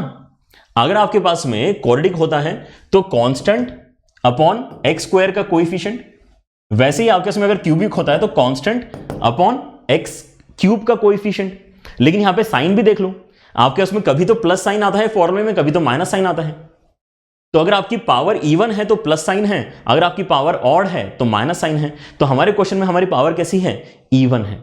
अगर हमारी पावर इवन है देन इन दिस केस हम क्या इस्तेमाल कर सकते हैं, यहां पे हम ये बोल सकते हैं कि आपका प्रोडक्ट ऑफ रूट जो है, आपका प्रोडक्ट ऑफ रूट जो है वो कैसे बनेगा, वो बनेगा आपका जो कांस्टेंट वैल्यू है वो विच इज -4 - 3i की पावर 5 अपॉन जो x की पावर 6 का कोएफिशिएंट है वो। तो आपके यहां पे प्रोडक्ट ऑफ रूट्स का आंसर ही निकल कर आ गया। यहां पर आपको डी मॉइवर थ्योरम एक्चुअली पूरी तरह से अप्लाई करने की जरूरत नहीं है, क्योंकि ये बड़ा वाला डी मॉइवर थ्योरम लग रहा है। यहां पे डी मॉइवर थ्योरम में अप्लाई करूंगा, लेकिन आप यहां पे देख पा रहे हो कि आपने क्योंकि डायरेक्टली प्रोडक्ट की वैल्यू निकाल ली है, तो आप यहां पे छोटा वाला डी मॉइवर थ्योरम एक्चुअली अप्लाई करोगे जहां पर आपकी इंटीग्रल पावर है ना। फ्रैक्शनल पावर जो है सॉल्व करने में थोड़ा सा हमें समय ज्यादा लगता है, ठीक है। तो instead of actually finding all the alpha beta gamma delta जो है यहां पे and then multiplying, we can actually use the concept of theory of equation to actually get to our answer quickly. और इसको सॉल्व करना है तो क्या कोई बड़ी बात है क्या, अगर मुझे इसको सॉल्व करना है तो मुझे सबसे पहली बात यहां पे क्या नोटिस करनी पड़ेगी, डी मॉइवर थ्योरम अप्लाई करने के लिए मुझे देखना पड़ेगा यार ये cos theta plus sin theta मतलब इसका मैग्नीट्यूड 1 है क्या, नहीं इसका मैग्नीट्यूड 5 है, अंडर रूट के अंदर 4 स्क्वायर प्लस 3 स्क्वायर, इसका मैग्नीट्यूड 5 है, तो मैं 5 से डिवाइड करूंगा, 5 से मल्टीप्लाई करूंगा ताकि ये कन्वर्टिबल हो जाए cos theta plus sin theta के डिस्कशन में, ठीक है। सो नाउ प्रोडक्ट का डायरेक्टली आंसर यहां पर मेरे पास में क्या निकल कर आ गया है, माइनस ऑफ 4 माइनस 3i की पावर 5। इसके अंदर मैं क्या चेंज कर रहा हूं, इसके अंदर मैं 5 से मल्टीप्लाई कर रहा हूं, 5 से डिवाइड कर रहा हूं, 5 से अगर मैं डिवाइड करूंगा तो मेरे पास में ऐसा कुछ एक्सप्रेशन निकल कर आएगा, ठीक है। लेकिन अगर मैं 5 से मल्टीप्लाई भी करूंगा और उसको अगर ब्रैकेट के बाहर निकालूंगा तो 5 की पावर 5 बाहर आएगा, ठीक है। Now this gives us a lot of confidence, 5 की पावर 5, 5 की पावर 5, 5 की पावर 5, 5 की पावर 5, 5 की पावर 5, ठीक है। लेकिन और एक इंपॉर्टेंट बात हमें समझ में आ रही है, यहां पे माइनस ऑफ 5 की पावर 5 बन रहा है, तो हो सकता है कि इन दोनों में से कोई एक करेक्ट आंसर है, ये तो गड़बड़ है, ऐसा हमें अभी लगना स्टार्ट हो गया, ठीक है। इस अंदर वाले एक्सप्रेशन को सिंप्लीफाई करने के लिए मुझे क्या करना पड़ेगा, मुझे यहां पे एंगल खुद से थीटा इमेजिन करना पड़ेगा, ठीक है। अब यहां पे क्योंकि क्वेश्चन में ऑलरेडी थीटा दिया हुआ है तो अच्छी बात यह रहेगी कि हम थीटा खुद से इमेजिन ना करें, हम इसी थीटा के साथ में अपने एक्सप्रेशन को कन्वर्ट करने की कोशिश करें, ठीक है। तो यहां पर दिया हुआ है कि आपका tan थीटा का वैल्यू -3/4 के बराबर है, क्या ये वाला पॉइंट समझ में आ रहा है सारे बच्चों को। हम यहां पे माइनस उस साइड ले जा सकते हैं, दोनों साइड tan लेंगे तो tan of minus theta is 3/4, tan के अंदर से थीटा के जो माइनस साइन है वो बाहर आ जाएगा और उसको वापस राइट हैंड साइड में ला सकते हो, तो आपके उसमें जो थीटा बनेगा, tan थीटा बनेगा वो -3/4 बनेगा, ठीक है। Since tan theta is equal to -3/4 as given in question, as given in question, ठीक है, इंप्लाइज मैं यहां पे साइन थीटा की वैल्यू कितनी मान सकता हूं, -3/5 मान सकता हूं, ट्राइंगल यूज कर लेना सारे बच्चे, इतना तो ट्रिग्नोमेट्री सारे बच्चों को आता है, और cos थीटा की वैल्यू में यहां पे 4/5 इस्तेमाल कर सकता हूं। यहां तक बात पकड़ में आ गई सारे बच्चों को, साइन थीटा की वैल्यू -3/5, cos थीटा की वैल्यू 4/5। ऑलराइट, तो क्या ऐसा ही कुछ यहां पे नजर आ रहा है क्या आपको, 4/5 नजर आ रहा है तो उसके प्लेस में cos थीटा लिख दिया तो बच्चे बुरा तो नहीं मानेंगे, नहीं मानोगे ना, ठीक है। तो यह वाला एक्सप्रेशन थीटा के टर्म्स में कैसा बनेगा, ये हो जाएगा आपके उसमें माइनस ऑफ 5 की power 5 and then we will have 4/5 के प्लेस में cos थीटा, एंड ध्यान से देख लो, गड़बड़ मत कर देना, -3/5 के प्लेस में sin थीटा आने वाला है, तो माइनस भी हमने इस्तेमाल कर लिया sin थीटा रिप्लेस करने में, तो यहां पे बीच में प्लस का साइन आएगा, ठीक है। यहां अगर आप गड़बड़ कर दोगे तो आपके सीओडी में आंसर गड़बड़ हो जाएंगे, ठीक है। देखो आपके उसमें ये प्लस वाला भी आंसर है और माइनस वाला भी आपके उसमें ऑप्शन है, ठीक है। लेकिन आपको कौन सा टिक करना होगा, सही वाला कौन सा है, आपका बी आंसर यहां पर सही है, -5 की power 5 into cos of 5 theta plus i sin 5 theta, ठीक है। अब ये 5 थीटा मैंने इतने डायरेक्टली कैसे बोल दिया, मैंने डायरेक्टली इसलिए बोल दिया क्योंकि यार ये 5 तो नीचे उतर के आने वाला है ना, डी मॉइवर थ्योरम से अगले स्टेप में ये 5 तो नीचे उतर के आने ही वाला था, ठीक है। तो सारे बच्चों को यहां पे डी मॉइवर थ्योरम में थोड़ा थोड़ा कॉन्फिडेंस आ रहा है। अगर आपके पास में cos theta plus i sin theta की पावर में कुछ भी इंटीग्रल पावर है तो आप उसको डायरेक्टली नीचे उतार सकते हो, ठीक है। So that was our initial discussion, our first topic where we studied de Moivre's theorem. अब हम यहां पे आपका फेवरेट टॉपिक, पता नहीं क्यों इतने सारे बच्चों का फेवरेट क्यों होता है, उसको स्टार्ट कर सकते हैं, ठीक है। So just give me a second, I will have a sip of water and then we will continue.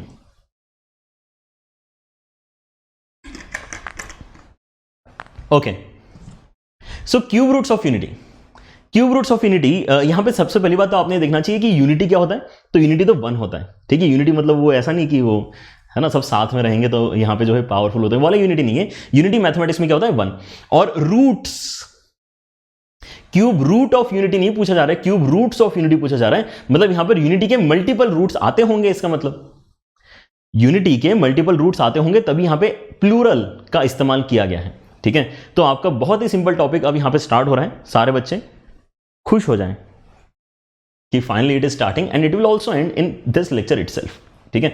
सो यहां पर हमें इस तरह का कुछ एक्सप्रेशन क्या सॉल्व करना होगा, क्या हमें क्या क्यूब रूट निकालने के लिए आइडिया होता है कि पावर 1/3 का इस्तेमाल करना होगा, और यूनिटी का क्यूब रूट निकालने मतलब 1 की पावर 1/3 को सॉल्व करना होगा। तो आधे बच्चे तो बोलेंगे ये कितना सिंपल एक्सप्रेशन है, इसके लिए पूरा टॉपिक बन गया। हाँ बिल्कुल, इसके अंदर पूरा टॉपिक बन गया, क्योंकि यहां पर आपको 1 तो आंसर ऑब्वियसली दिख ही रहा है, 1 की पावर 1/3 करने से आपको 1 तो मिलेगा, ये तो हमें 55 से पता है, ठीक है। लेकिन यहां पर 2 और कॉम्प्लेक्स आंसर हमारे पास में आने वाले हैं, यहां पर मल्टीपल आंसर्स हम एक्सपेक्ट कर रहे हैं, ठीक है। तो वो क्यों कर रहे हैं, जैसे कि मैंने आपको बताया था इसके पहले वाले डिस्कशन में, हम दोनों साइड अगर क्यूब करते हैं, हम दोनों साइड अगर क्यूब करते हैं तो हमारे पास में क्यूबिक इक्वेशन आती है और क्यूबिक इक्वेशन के हमारे पास में हमेशा 3 आंसर्स होना चाहिए। ये भी हमें पता है, जैसे क्वाड्रेटिक के हमेशा 2 आंसर होना चाहिए, वैसे क्यूबिक के हमेशा 3 आंसर होना चाहिए। तो यहां पर आप अगर 1 आंसर एक्सपेक्ट कर रहे हो तो बिल्कुल सही कर रहे हो, but that is only one of the 3 answers. हम यहां पे बाकी आंसर्स कैसे मिलेंगे? तो आप बोलोगे सर कोई यहां पे बड़ी बात नहीं लग रही हमें, ये तो हम बड़ी आसानी से सॉल्व कर सकते हैं। और इसके अंदर डी मॉइवर का एप्लीकेशन आप क्यों बोल रहे हो सर?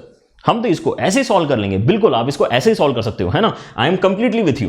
तो यहां पर हम डिस्कस करेंगे यहां पर method number 1 to get to our answers. ठीक है, दिस इज मेथड नंबर 1। ये लेकिन जो है ये बच्चों वाली मेथड है, हम इसको ज्यादा टाइम तक कंटिन्यू नहीं कर पाएंगे। ठीक है, क्यों नहीं कर पाएंगे वो आगे आने वाले लेक्चर्स में आपको पता चलेगा, लेकिन तब भी चलो जब तक बच्चों वाली मेथड लग रही है तब तक लगा लेते हैं ना। तो z cube minus 1 is equal to 0, मैं 1 को लेफ्ट हैंड साइड में लेके आ गया। अब इस 1 को मैं 1 का क्यूब इमेजिन कर सकता हूं, तो a cube minus B cube का फॉर्मूला एप्लीकेबल हो जाएगा। a cube minus B cube कितना हो जाएगा?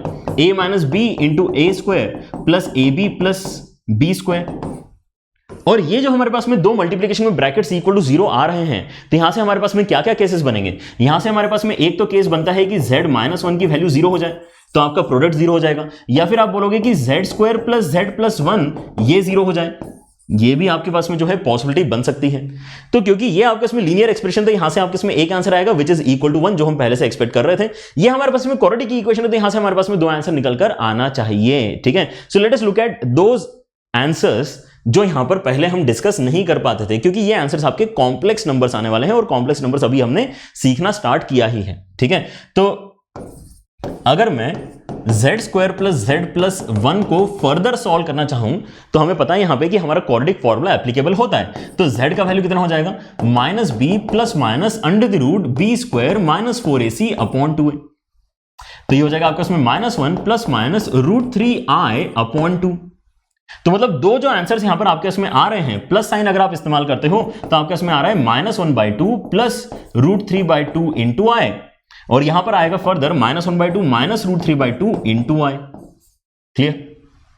तो ये है हमारे पास में cube roots of unity. Congratulations, आपने जो टॉपिक पढ़ना चाहा था वो आपने पढ़ लिया। ठीक है, सो एक तो 1 है, दूसरा ये कॉम्प्लेक्स नंबर है, और तीसरा ये कॉम्प्लेक्स नंबर्स है। ठीक है, इसका मतलब क्या समझ में आ रहा है आपको कि आप अगर इस कॉम्प्लेक्स नंबर का क्यूब करोगे तो 1 आंसर आएगा, और इस कॉम्प्लेक्स नंबर का भी आप क्यूब करोगे तो 1 आंसर आएगा, और आप यहां पे 1 का क्यूब करोगे तो भी 1 आंसर आएगा। ठीक है, सो ये हमें यहां पे नया सीखने के लिए मिला। इनको याद कर लेना, ये बहुत इंपॉर्टेंट वैल्यूज हैं आपके। -1/2 प्लस √3i/2 है ना, एंड -1/2 माइनस √3i/2, ये हमारे दो complex cube roots of unity है ना। यहां पे क्यूब रूट ऑफ यूनिटी कोई भी अगर बोलेगा तो आप तीनों आंसर कर सकते हो, 1 this value and that value. लेकिन अगर कोई यहां पे क्वेश्चन में स्पेसिफिकली बोल रहा है complex cube roots of unity, then we will ignore 1, है ना। फिर हम इन दोनों की बात कर रहे हैं ऐसा मान के चलेंगे। तो ये तो मेथड जो है काफी आसानी से आपको आंसर निकाल के दे रही है, मानता हूं मैं इस बात को, but let us do it in a way जिसको हम आगे यूज कर पाएंगे। ठीक है, क्योंकि आगे चल के हमें टॉपिक पढ़ना है nth root of unity. nth root of unity मतलब यहां पर आप क्या करोगे, क्यूब रूट ऑफ यूनिटी के लिए 1/3 लिखा था, तो nth रूट के लिए आप 1/n लिखोगे। तो आप अगर इसको सिंप्लीफाई करोगे तो ये हो जाएगा z की पावर n इक्वल टू 1। अब z की power n is equal to 1 कैसे सॉल्व करोगे? आपको तो पता ही नहीं कि यहां पे फैक्टराइजेशन वाला कौन सा फॉर्मूला इस्तेमाल करना है। ठीक है, तो अगर n की वैल्यू लेटर से 4 है तो भी आप कुछ सोच लोगे, लेकिन अगर 5 है तो 5th रूट का यहां पर आपको जो है आंसर निकालने में दिक्कत आ जाएगी, क्योंकि आपको z की पावर 5 माइनस 1 का फैक्टराइजेशन फॉर्मूला याद नहीं है। ठीक है, यही अगर कोई 10 कर दे या 19 कर दे तो आप बिल्कुल ही हार मान जाओगे। ठीक है, तो ये मेथड जो है काफी लिमिटेड है। जब तक हम यहां पे फैक्टराइजेशन वाला स्टेप कर सकते हैं, जैसे कि क्यूब रूट में कर पाए हैं, वैसे हम 4th रूट में भी कर सकते हैं, लेकिन उसके बाद में हमें दिक्कत आना स्टार्ट हो जाती है। तो let us look at one more method which obviously is about de Moivre's theorem. ठीक है, हम डी मॉइवर से यहां पर आंसर निकालने की अब कोशिश करेंगे, वही आंसर निकलेंगे ऑब्वियसली, लेकिन ये डिस्कशन इंपॉर्टेंट है इसलिए हम ये फिर से कर रहे हैं डिस्कशन। ठीक है, हम क्या सॉल्व करना चाह रहे थे बच्चों? हम सॉल्व करना चाह रहे थे z की वैल्यू 1 की पावर 1/3। ठीक है, 1 की पावर 1/3 सॉल्व करने के लिए हमारे पास में डी मॉइवर्स का वो बड़ा वाला अंडरस्टैंडिंग है। ठीक है, 2 के पावर वाला अंडरस्टैंडिंग है हमारे पास में ऑलरेडी। ठीक है, लेकिन उसके लिए हमें अपने कॉम्प्लेक्स नंबर को कैसे लिखना होता है? यहां पे जो नीचे लिखा हुआ होता है that should be of the format cos theta plus i sin theta. ठीक है, तो यहां पर आपकी थीटा की वैल्यू 0 आ रही है, इस बात को सोच पा रहे हो क्या आप? cos 0 प्लस i sin 0 है ना, cos 0 1 होता है, sin 0 0 होता है, तो आपके उसमें ये 1 ही लिखा है। थोड़ा बड़ा हो गया, लेकिन ये दिक्कत नहीं दे रहा है मुझे, ये बल्कि हेल्प कर रहा है, क्योंकि ये फॉर्मेट कौन सा आ गया? ये डी मॉइवर थ्योरम अप्लाई करने वाला फॉर्मेट आ गया cos 0 प्लस आई साइन 0 की पावर 1/3। ठीक है, तो यहां पर हम एक चीज नोटिस करेंगे, अगर मैं इस पोजीशन पे आने के बाद में डी मॉइवर थ्योरम अप्लाई करना चाहता हूं तो P का वैल्यू कितना है, 1 के बराबर है, Q का वैल्यू कितना है, 3 के बराबर है, और आपका थीटा का वैल्यू कितना है, तो 0 के बराबर है। ठीक है, अब मुझे अपना फॉर्मूला जो याद है उसको मैं अप्लाई करूंगा। फॉर्मूले के अंदर क्या होता है, कॉस के साथ में 2 के पाई आता है, फिर P थीटा आता है, तो P ये रहा, थीटा ये रहा, कितना हो जाएगा, 0 हो जाएगा, अपॉन Q आता है, मतलब 3 आएगा नीचे। समझ रहे हो, हम यहां पे फॉर्मूला याद कर चुके हैं ना, कॉस ऑफ 2 के pi plus P theta upon 3, याद नहीं है किसी को तो होपफुली किसी ने यहां पे नोट्स बनाते समय उसको अपने नोटबुक में लिख लिया होगा। आई साइन साथ में कितना आएगा, 2 के पाई प्लस पी थीटा 0 हो जाएगा इस केस में, अपॉन कितना आएगा, Q का वैल्यू कितना है, 3 के बराबर। और यहां पर आपका K का वैल्यू क्या क्या हो सकता है, आपका जो K का वैल्यू है वो 0, 1 एंड 2 हो सकता है। ठीक है, ये वाला पॉइंट भी याद है सारे बच्चों को, where K is equal to 0, 1, 2। तो अगर आप यहां पे एक एक करके K की वैल्यू 0, 1, 2 डालोगे तो आप बड़े हैरान हो सकते हो। अगर आपको यहां पे अभी भी डी मॉइवर के ऊपर कॉन्फिडेंस नहीं आया है तो आपको काफी हैरानी होगी कि यार ये तो सेम आंसर आ गए जो अभी हमने बड़ी मेहनत करके फैक्टराइजेशन की मदद से फाइंड किए थे। ठीक है, देखो यहां पर कैसे आंसर निकल कर आ रहे हैं आपके। अगर आप K की वैल्यू 0 डालोगे तो क्या होगा, for K is equal to 0 हमारे पास में जो कॉम्प्लेक्स नंबर बन रहा है वो कौन सा बनेगा, cos 0 plus i sign 0। cos 0 plus i sign 0 कितना होता है, ये तो 1 होता है। तो 1 हमें आंसर चाहिए था क्या, यस 1 हमें आंसर डेफिनेटली चाहिए था। अगर मैं K की वैल्यू 1 इस्तेमाल करूंगा तो क्या होगा, मेरे पास में आंसर निकल कर आएगा cos of 2π/3, cos of 2π/3 plus i sine 2π/3, है ना। अभी आपको जो है ऐसा कुछ आंसर अगर नहीं दिख रहा है तो डरने वाली बात नहीं है, आप यहां पे ये जो कॉस की और साइन की वैल्यूज है वो सब्स्टिट्यूट करो, अपने आप आपको यहां पे आंसर अच्छा लगने लगेगा। ठीक है, तो पहली बात तो ये कि मैं इस पर्टिकुलर एक्सप्रेशन में अगर लिखना चाहूं तो इसको ऑयलर में भी लिख सकता हूं, e की पावर i 2π/θ, है ना, e की पावर i 2π/3 सॉरी, लेकिन इसको एक बार हम कार्टेशियन में डेफिनेटली चेंज करके देख लेते हैं, है ना, टू गेट द कॉन्फिडेंस कि हमारा आंसर सही आ रहा है। cos ऑफ 2π/3 की वैल्यू -1/2 होती है और sin ऑफ 2π/3 की वैल्यू √3/2 होती है। ठीक है, आगे आंसर हमारा -1/2 प्लस √3/2 इंटू आई, है ना। और वैसे ही अगर मैं K की वैल्यू इस्तेमाल करूं 2 के बराबर तो ये कितना बनेगा, cos के अंदर अगर आप K की वैल्यू 2 इस्तेमाल करोगे तो 4π/3, cos of 4π/3 plus i sine 4π/3। और 4π/3 के एंगल्स के वैल्यूज क्या आपको याद है, बिल्कुल याद है, 4π/3 मतलब थर्ड क्वाड्रेंट में आपके cos भी नेगेटिव होता है, साइन भी नेगेटिव होता है। ठीक है, तो ये हो जाएगा आपका इसमें कितना, -1/2 माइनस √3i/2। ठीक है, और यही आंसर अभी अभी हमने सॉल्व करके निकाला भी था। ठीक है, तो गुड थिंग इज कि इस मेथड के ऊपर तो हमें 100% कॉन्फिडेंस है। ये जो फैक्टराइजेशन वाला मेथड ये तो हम बचपन से करते आए हैं किसी भी इक्वेशन को सॉल्व करने के लिए। अब यहां पर जो है एक दूसरे मेथड को सॉल्व करके भी, दूसरे मेथड को इस्तेमाल करके भी हमारे पास में क्योंकि बिल्कुल सेम आंसर आए हैं तो हमें अब उल्टा इस मेथड पे कॉन्फिडेंस आ जाएगा कि हाँ यार ये मेथड से सही आंसर निकलते हैं। तो अगली बार जब मैं बोलूंगा कि डी मॉइवर अप्लाई करो तो आप बड़े खुशी खुशी डी मॉइवर अप्लाई करके nth रूट ऑफ यूनिटी निकाल पाओगे। ठीक है, ऑलराइट, तो यहां पे अब चीजों को थोड़ा सा जो है अरेंज करने की कोशिश करते हैं। काफी सारे यहां पर जो है हमने है बाजार तरीके से चीजों को लिख लिया है ना। So to get a good feel let us try to write everything on one page. ठीक है, क्यूब रूट ऑफ यूनिटी में अभी हमने क्या क्या सीखा, क्यूब रूट हमने तीनों के तीनों देख लिए, है ना। एक तो 1 आता है, एक हमारे पास -1/2 प्लस √3i/2 आता है, एक -1/2 माइनस √3i/2 आता है। ठीक है, तो ये जो हमने 3 वैल्यूज बोले वो कौन से फॉर्मेट में बोले, वो हमने कार्टेशियन फॉर्मेट में बोले। ठीक है, कार्टेशियन फॉर्मेट में तीनों वैल्यूज लिख लो। 1 है एक, तो एक -1/2 एंड प्लस √3i/2 है, और एक -1/2 माइनस √3i/2 है। लेकिन क्या मैं इसी चीज को पोलर फॉर्मेट में भी लिख सकता हूं? हाँ बिल्कुल लिख सकता हूं। इनफैक्ट पोलर फॉर्मेट में ऑलरेडी आपके पास में यहां पे लिखा हुआ है, तो यहीं से चुरा लें वैल्यू को। ये जो लिखा हुआ है ये पोलर फॉर्मेट ही तो है। तो हमारे पास में एक तो आंसर 1 है, एक 2π/3 वाला आंसर है, और एक 4π/3 वाला आपका आंसर है। ठीक है, इस चीज को भी यहां पे लिखते हैं। एक तो 1 है, एक आपके पास में 2π/3 वाला आंसर है, और एक आपके पास में 4π/3 वाला आंसर है। और इनको कन्वर्ट करके हमने ऑलरेडी ये चेक कर लिया कि ये आपस में बराबर है। ठीक है, तो कोई टेंशन वाली बात नहीं है। अगर हमने इनको इस तरीके से अलाइन करके लिख दिया तो ठीक है, ये एग्जैक्टली बराबर है एक दूसरे के। क्या मैं इसी चीज को ऑयलर फॉर्मेट में भी लिख सकता हूं? इसका इंपॉर्टेंस है, इस एक टेबल से आपको आगे आने वाला डिस्कशन एक बार में समझ में आ जाएगा। टू बी वेरी ऑनेस्ट, ये एक टेबल आपको पता होना चाहिए, ठीक है। ऑयलर फॉर्मेट में आप इस चीज को कैसे लिख पाओगे? ये तो वन ही है, लेकिन यहां पे आपका एंगल क्योंकि थीटा है तो ये हो जाएगा e की पावर i 2π/3 है ना, और यहां पर आपका एंगल 4π/3 है तो ये हो जाएगा e की पावर i 4π/3। यहां तक भी फंडा क्लियर हो गया सारे बच्चों को? तो अब मैं अगर यहां पे कोई एक नोटेशन जनरेट करना चाह रहा हूं, then these values will help me immensely, है ना। यहां पर मैं नोटेशन जनरेट करना चाह रहा हूं कुछ इस तरीके से कि देखो वन को तो वन ही बोलेंगे, वन का अलग से नोटेशन क्रिएट करके कंफ्यूज करने की जरूरत क्या है, वन को वन ही बोलो, ठीक है। लेकिन अगले वाले को आप कुछ यहां पे नाम दे सकते थे, आप इसको x बोल सकते थे, आप इसको y बोल सकते थे, आप इसको z बोल सकते थे, आप इसको अल्फा बोल सकते थे, बीटा बोल सकते थे, लेकिन इन्होंने सिलेक्ट करके रखा है कि हम इसको ओमेगा बोलेंगे, W नहीं बोलेंगे, ओमेगा बोलेंगे, ठीक है। तो भाई हमारी चलने वाली नहीं है, जो यहां पे इस्तेमाल होता है नाम, हमने वही नाम इस्तेमाल करना चाहिए, अदरवाइज बहुत कंफ्यूजन हो जाएगा। आप जो है कुछ और आंसर सोच रहे हो और सामने वाला कुछ और आंसर सोच रहा है, ऐसा आपको लगेगा, हालांकि दोनों सेम चीज सोच रहे होंगे, ठीक है। तो यहां पे जो मैथमेटिक्स की लैंग्वेज है उसको हम चेंज नहीं करना चाह रहे हैं। इन्होंने बोला कि इस एक्सप्रेशन को जो आपका यहां पर 2π/3 की मदद से क्रिएट होने वाला कॉम्प्लेक्स नंबर है, इसको आपने बेसिकली ओमेगा से डिनोट करना चाहिए।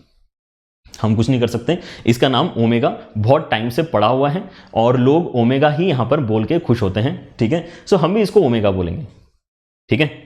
अब यहां पर आती है मेन बात कि यार अब इसको क्या बोलें। तो आप यहां पे एक सिंपल सी बात नोटिस कर सकते हो कि अगर आप इस एक्सप्रेशन का स्क्वायर करोगे ना, करके देखो, सोच के देखो, एक्चुअली अगर आप इस एक्सप्रेशन का स्क्वायर करोगे तो वो स्क्वायर वाला 2 और ये वाला 2 मल्टीप्लाई होकर कितना हो जाएगा? 4 हो जाएगा। तो मतलब इसका स्क्वायर करने पे आपके पास में ये बनना चाहिए, तो नोटेशन में भी वो चीज रिफ्लेक्ट करवा देते हैं ना। अगर ऑलरेडी इसका नाम ओमेगा है तो इसका नाम कुछ और रखने की जरूरत नहीं है, इसको आप ओमेगा स्क्वायर बोल दो। क्लियर हो रहा है? So this is one possible notation, but there is also another notation that you can use which we rarely use, है ना, कभी भी उसका इस्तेमाल हम ज्यादा करेंगे नहीं, बट स्टिल वो आपको ज्यादा अच्छी क्लैरिटी देगा, हमारे ज्योमेट्रिकल अंडरस्टैंडिंग में आपकी हेल्प करेगा। सो देखो यहां पे मैं एक और तरह से नोटेशन यहां पे क्रिएट कर सकता था, वन और ओमेगा तो मैं मान ही लेता हूं, लेकिन इंस्टेड ऑफ सेइंग कि ये जो आपका वैल्यू है ये ओमेगा का स्क्वायर है, मैं यहां से अगर डिस्कशन प्रोसीड करूं तो आप यहां पे देख सकते हो कि अगर इसका नाम ओमेगा है तो ये ओमेगा बार हो जाएगा, क्योंकि यहां पर क्या हुआ है, प्लस की जगह माइनस हो गया है, मतलब ये दोनों आपस में एक दूसरे के कॉन्जुगेट भी हैं। ये इंपॉर्टेंट इंफॉर्मेशन हमें पता चलेगा अगर हम इस नोटेशन को भी देखते हैं तो। Your omega square is nothing but omega bar, your omega square is nothing but omega बार, ठीक है, ऐसा भी बोला जा सकता है कभी अगर जरूरत पड़ती है तो, बट ज्यादा फेमस क्या है, 1 ओमेगा ओमेगा स्क्वायर, मोस्टली तो हम इनका इस्तेमाल करेंगे। कभी भी कोई आपसे पूछेगा the 3 cube roots of unity बताओ, तो आप बोलोगे 1 ओमेगा ओमेगा स्क्वायर, ठीक है। वैल्यू पूछेगा तो वैल्यू आप यहां पे इन तीनों में से कोई से भी बता सकते हो, किसी भी फॉर्मेट में बता सकते हो, ठीक है। अब हमने इतनी मेहनत क्यों की है? क्योंकि हम आगे पढ़ना चाहते हैं कुछ properties of cube roots of unity. क्या पढ़ना चाहते हैं? Properties of cube roots of unity, ठीक है। और वो अब यहां पर हमें पढ़ने में बिल्कुल भी दिक्कत नहीं आएगी। जैसे कि पहली प्रॉपर्टी हम पढ़ना चाहते हैं, रूट्स आर इन जीपी। पहली प्रॉपर्टी, आपके रूट्स जीपी में हैं, तो यार ये कौन सी बड़ी बात है, आपका जो पहला रूट है वो 1 है, दूसरा रूट ओमेगा आपने नाम दिया, तीसरा रूट ओमेगा स्क्वायर नाम दिया है, तो क्या आप यहां पे कांस्टेंट क्वांटिटी मल्टीप्लाई कर रहे हो? ऑब्वियसली आप यहां पे कांस्टेंट क्वांटिटी ओमेगा मल्टीप्लाई कर रहे हो। तो ये प्रॉपर्टी तो मेरे ख्याल से सबको समझ में आ गई है ना, कि रूट्स हमारे जो हैं वो जीपी में हैं, ठीक है। ऑलराइट, तो बहुत ही बढ़िया बात है, याद रखेंगे इसको। Next properties, product of roots is 1। अगर आप सारे रूट्स का प्रोडक्ट करते हो तो आपको 1 आंसर मिलता है, ठीक है। तो हमारे पास में अलग अलग तरीके होते हैं इस पर्टिकुलर कंसेप्ट को समझने के, ठीक है। तो हम यहां पे सबसे पहला कंसेप्ट जो है मेथड 1 समझने के लिए, वो हमारा जो थ्योरी ऑफ इक्वेशन का फंडा है उसको इस्तेमाल कर सकते हैं। क्योंकि मैं यहां पे सॉल्व क्या कर रहा था, मैं z इज इक्वल टू 1 की पावर 1/3 सॉल्व कर रहा था, मतलब मैं z cube is equal to 1 solve कर रहा था, मतलब मैं z cube minus 1 is equal to 0 solve कर रहा था, ठीक है। तो अगर मैं क्यूबिक इक्वेशन सॉल्व कर रहा हूं जिसके रूट्स 1 ओमेगा ओमेगा स्क्वायर हैं, एक क्यूबिक इक्वेशन सॉल्व कर रहा हूं जिसके रूट्स 1 ओमेगा ओमेगा स्क्वायर हैं, तो इनका प्रोडक्ट ऑफ रूट्स कितना निकलेगा? प्रोडक्ट ऑफ रूट्स मतलब 1 इंटू ओमेगा स्क्वायर। अगर मैं इनको मल्टीप्लाई करता हूं तो मेरे पास में क्या निकल कर आएगा? माइनस d/a होता है ना आंसर हमारा। क्यूबिक के लिए क्या होता है, देखो यहां पर हमने लिखा भी था, अगर हम यहां पे क्यूबिक के साथ में डील करते हैं ठीक है। तो हमें प्रोडक्ट की वैल्यू कैसे मिलती है, अगर हम क्यूबिक के साथ में डील करते हैं तो हमारे पास में अल्फा बीटा गामा का जो प्रोडक्ट है वो माइनस डी बाई ए से निकल कर आता है। माइनस ऑफ डी क्या है, कांस्टेंट वैल्यू, ए क्या है, एक्स की पावर 3 का कोएफिशिएंट, ठीक है। तो हम यहां पे अगर ध्यान से देखें तो हमारा आंसर एक्चुअली इसका मतलब आ चुका है। हमारे पास में जो माइनस ऑफ क्या है, कांस्टेंट, कांस्टेंट की वैल्यू कितनी है -1, और नीचे कितना आना चाहिए, z क्यूब का कोएफिशिएंट मतलब 1, तो कितना आ गया है 1 के बराबर। प्रोडक्ट ऑफ रूट्स इस केस में हमारे पास में कितना आ रहा है, 1 के बराबर। ये हमने किसका इस्तेमाल किया, ये हमने अपने इस आइडिया का इस्तेमाल किया कि हमारे पास में जो थ्योरी ऑफ इक्वेशन है वो अच्छे तरीके से एप्लीकेबल होती है। मतलब आप कभी भी ये मत सोचना कि थ्योरी ऑफ इक्वेशन या फिर क्वाड्रेटिक फॉर्मूला तभी अप्लाई होता है जब रियल नंबर्स का डिस्कशन होता है, ठीक है। कॉम्प्लेक्स नंबर्स में भी आप ये सारी चीजें अप्लाई कर सकते हो, ये सारे फंडे एप्लीकेबल होते हैं, ठीक है। अच्छा, और एक चीज देखो यहां पे, दूसरे तरीके से अगर आपको समझना चाहते हो कि प्रोडक्ट ऑफ रूट्स कैसे निकाला जाए, तो आप बेसिकली जब प्रोडक्ट ऑफ रूट्स बोल रहे हो और रूट्स अगर आपको पता ही है तो क्या ही टेंशन है, वैल्यू डालो, आंसर निकालो। तो आपके इसमें एक तो 1 ही है, दूसरा आपके इसमें e की पावर i 2π/3 है, और तीसरा आपके इसमें e की पावर i 4π/3 है। तो अगर आप सब कुछ मल्टीप्लाई करो तो आपको e की पावर i के साथ में कितना मिल रहा है, 6π/3 है ना। यहां से 2 यहां से 4 तो 6π/3, मतलब आपको मिल रहा है e की पावर में i 2π। तो e की पावर i 2π अगर आप सिंप्लीफाई करोगे तो कितना हो जाएगा, cos 2π प्लस i sin 2π, मतलब ये कितना हो रहा है 1 के बराबर। तो प्रोडक्ट ऑफ रूट्स आप वैल्यूज की मदद से भी निकाल सकते हो, आप यहां पे इस कंसेप्ट से भी निकाल सकते हो कि थ्योरी ऑफ इक्वेशन एप्लीकेबल, ठीक है। चलो, लेकिन हमें याद क्या रखना है, product of roots equal to 1। लेकिन प्रोडक्ट ऑफ रूट्स अगर इक्वल टू 1 आप यहां पे कहते हो तो आप यहां पे नोटिस करो कि आप एक्चुअली बोलना क्या चाहते हो, ठीक है। आप एक्चुअली ये बोलना चाहते हो कि omega cube is equal to 1। क्या बोलना चाहते हो, basically omega cube is equal to 1। तो ये बहुत इंपॉर्टेंट रिजल्ट है यहां पे एक्चुअली, है ना। 1 ओमेगा ओमेगा स्क्वायर, इनका प्रोडक्ट कितना आ रहा है, 1 के बराबर आ रहा है। मतलब ओमेगा क्यूब कहीं पर भी अगर आपको दिखाई देगा तो ये 1 के बराबर वैल्यू रिप्लेस हम कर सकते हैं। इसका इंपॉर्टेंस आप कंपेयर कर सकते हो हमारे आयोटा के डिस्कशन के साथ में कि i की पावर 4 इक्वल टू 1 होता है। तो बहुत सारे हायर पावर्स वाले यहां पे हम क्वेश्चंस इसका मतलब कर सकते हैं, जिसको सिंप्लीफाई करके कितना आ जाएगा हमारे पास में जो है 1 बहुत जल्दी जल्दी आ जाएगा, ठीक है। तो हम पावर्स को रिड्यूस कर सकते हैं इस पर्टिकुलर कंसेप्ट से कि omega cube is equal to 1, ठीक है। Next is our sum of roots is 0, है ना। The next property is sum of roots is equal to 0। फिर से सम ऑफ रूट्स अगर कोई आपसे पूछ रहा है 1 ओमेगा ओमेगा स्क्वायर, या तो आप यहां पर अपने थ्योरी ऑफ इक्वेशन का फंडा इस्तेमाल कर लो, है ना। सम ऑफ रूट्स कितना होना चाहिए, अगर आपकी ये क्यूबिक इक्वेशन है तो सम ऑफ रूट्स कैसे निकलता है, minus of coefficient of z square. अब यहां पे z स्क्वायर है ही नहीं, तो इसका मतलब आपका सम ऑफ रूट्स कितना आना चाहिए, सम ऑफ रूट्स आपका यहां पे 0 आना ही चाहिए, ठीक है। तो ये तो हम बड़ी आसानी से इसका मतलब बता पा रहे हैं थ्योरी ऑफ इक्वेशन के नॉलेज से कि तीनों के तीनों रूट्स का सम 0 हो जाना चाहिए। लेकिन आपको अगर वैल्यू इस्तेमाल करनी है, अगर आपको वो ज्यादा अच्छा लग रहा है, थ्योरी ऑफ इक्वेशन में आप कंफर्टेबल नहीं है, तो मैं तो आपको कहता हूं कि बिल्कुल भी लोड लेने की जरूरत नहीं है। आपने ये जो टेबल बनाया ना अभी के अभी, इसको आप पढ़ लो। अगर आप 1 ओमेगा ओमेगा स्क्वायर को ऐड करने की कोशिश करोगे तो आप बेसिकली इनको ऐड कर रहे हो, है ना।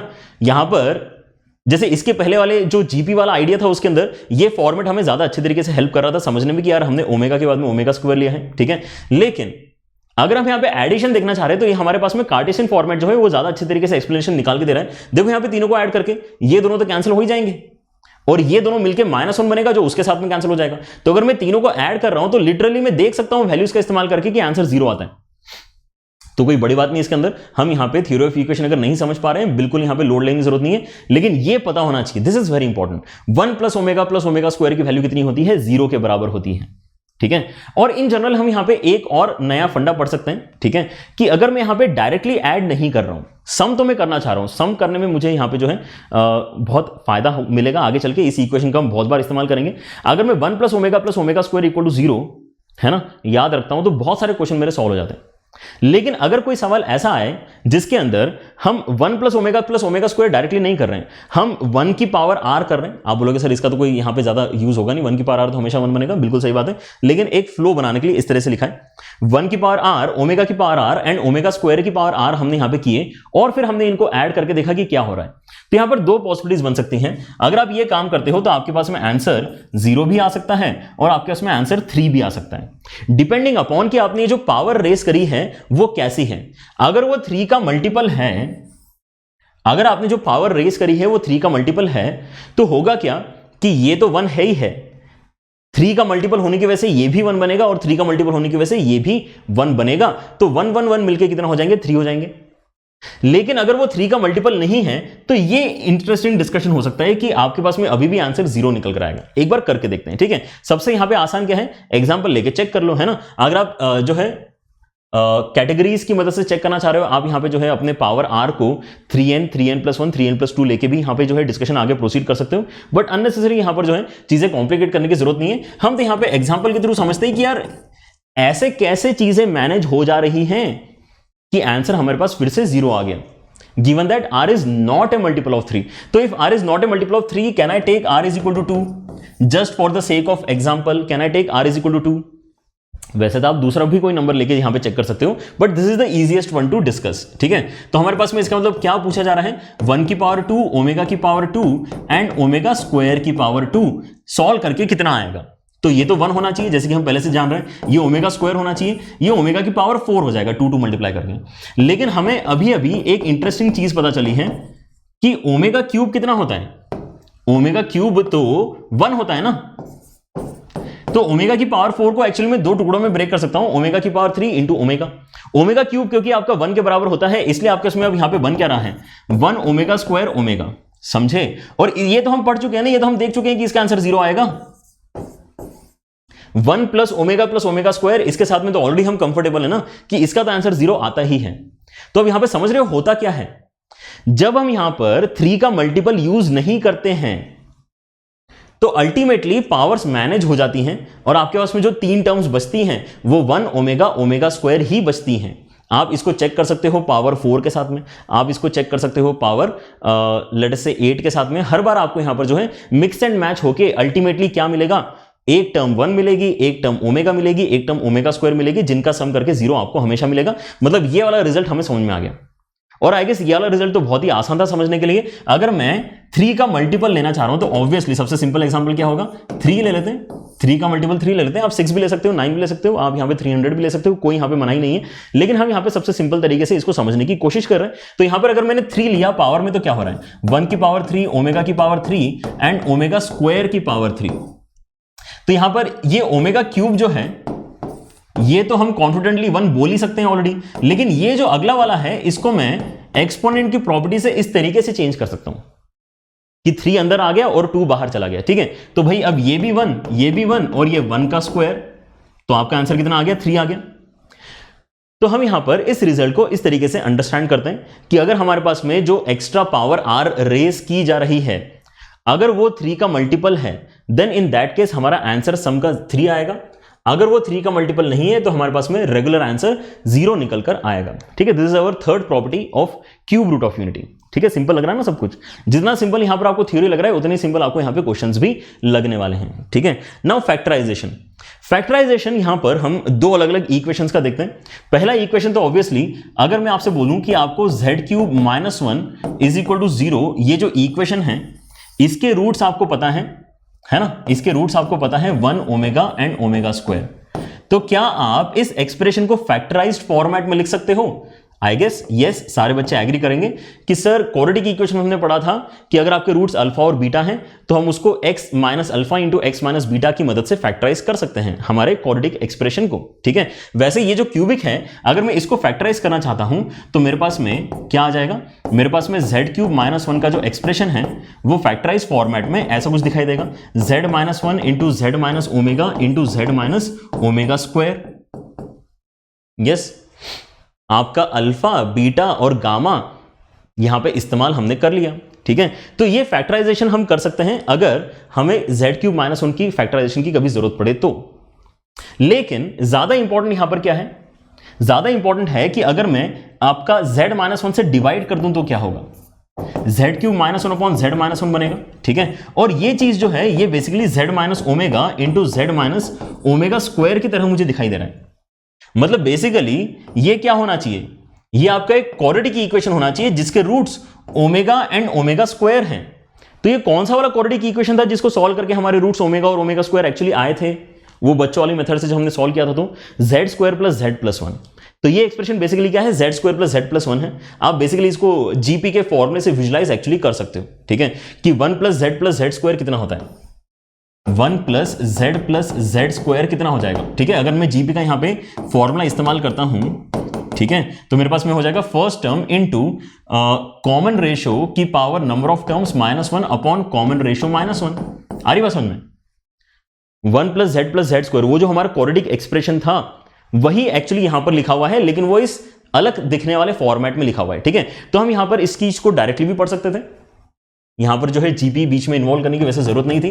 मैं अगर आपको ये बोल रहा हूं कि आपके उसमें क्वाड्रेटिक इक्वेशन है z square plus z plus 1 is equal to 0, और इस क्वाड्रेटिक इक्वेशन के रूट्स अगर आपके उसमें ओमेगा एंड ओमेगा स्क्वायर है, जैसे कि हमें पता होता है कि इसी को सॉल्व करके हमारे पास में complex cube roots of unity आए थे। तो अगर मैं आपसे पूछूंगा कि क्या आप इसको फैक्टराइज कर सकते हो, क्या आप इस क्वाड्रेटिक को फैक्टराइज कर सकते हो, तो आप बोलोगे हाँ बिल्कुल कर सकते हैं। तो आपका ये जो क्वाड्रेटिक है कैसे लिखा जाएगा, z minus omega into z minus omega square की मदद से लिखा जाएगा, ठीक है।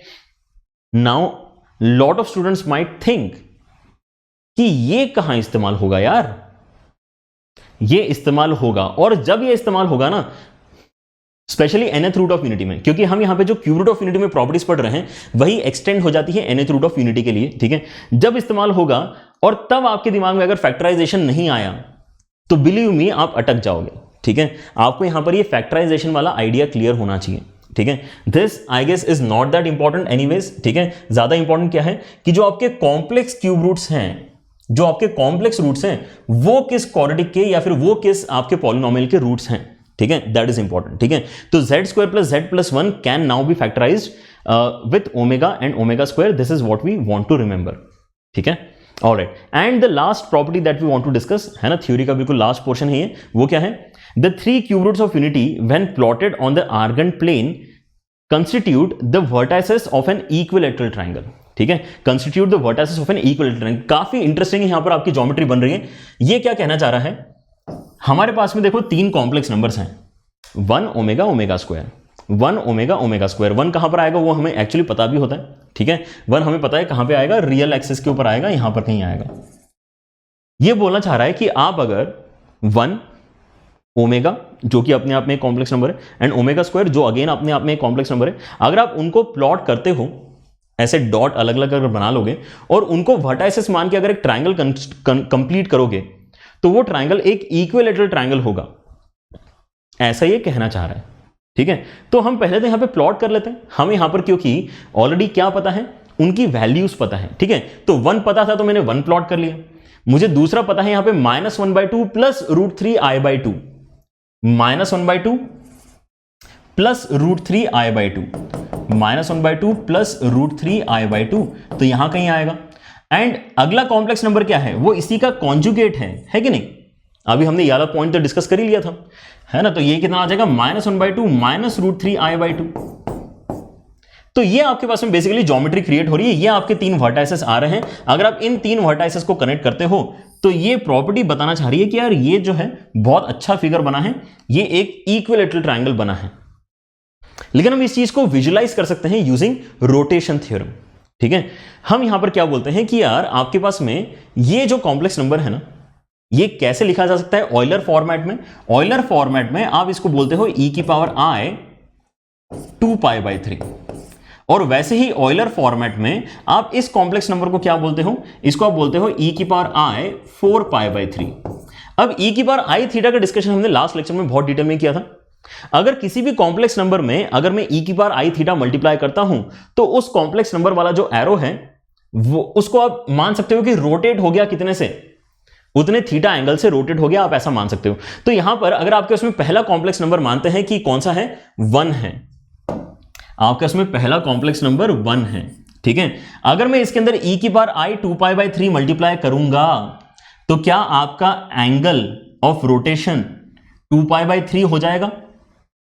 और क्योंकि हम यहां पर जो फाइनल आंसर जनरेट कर रहे हैं उसका लोकेशन हमें पहले से पता है, तो आपका एरो कहां आके रुकेगा एग्जैक्टली आपको वो भी पता है।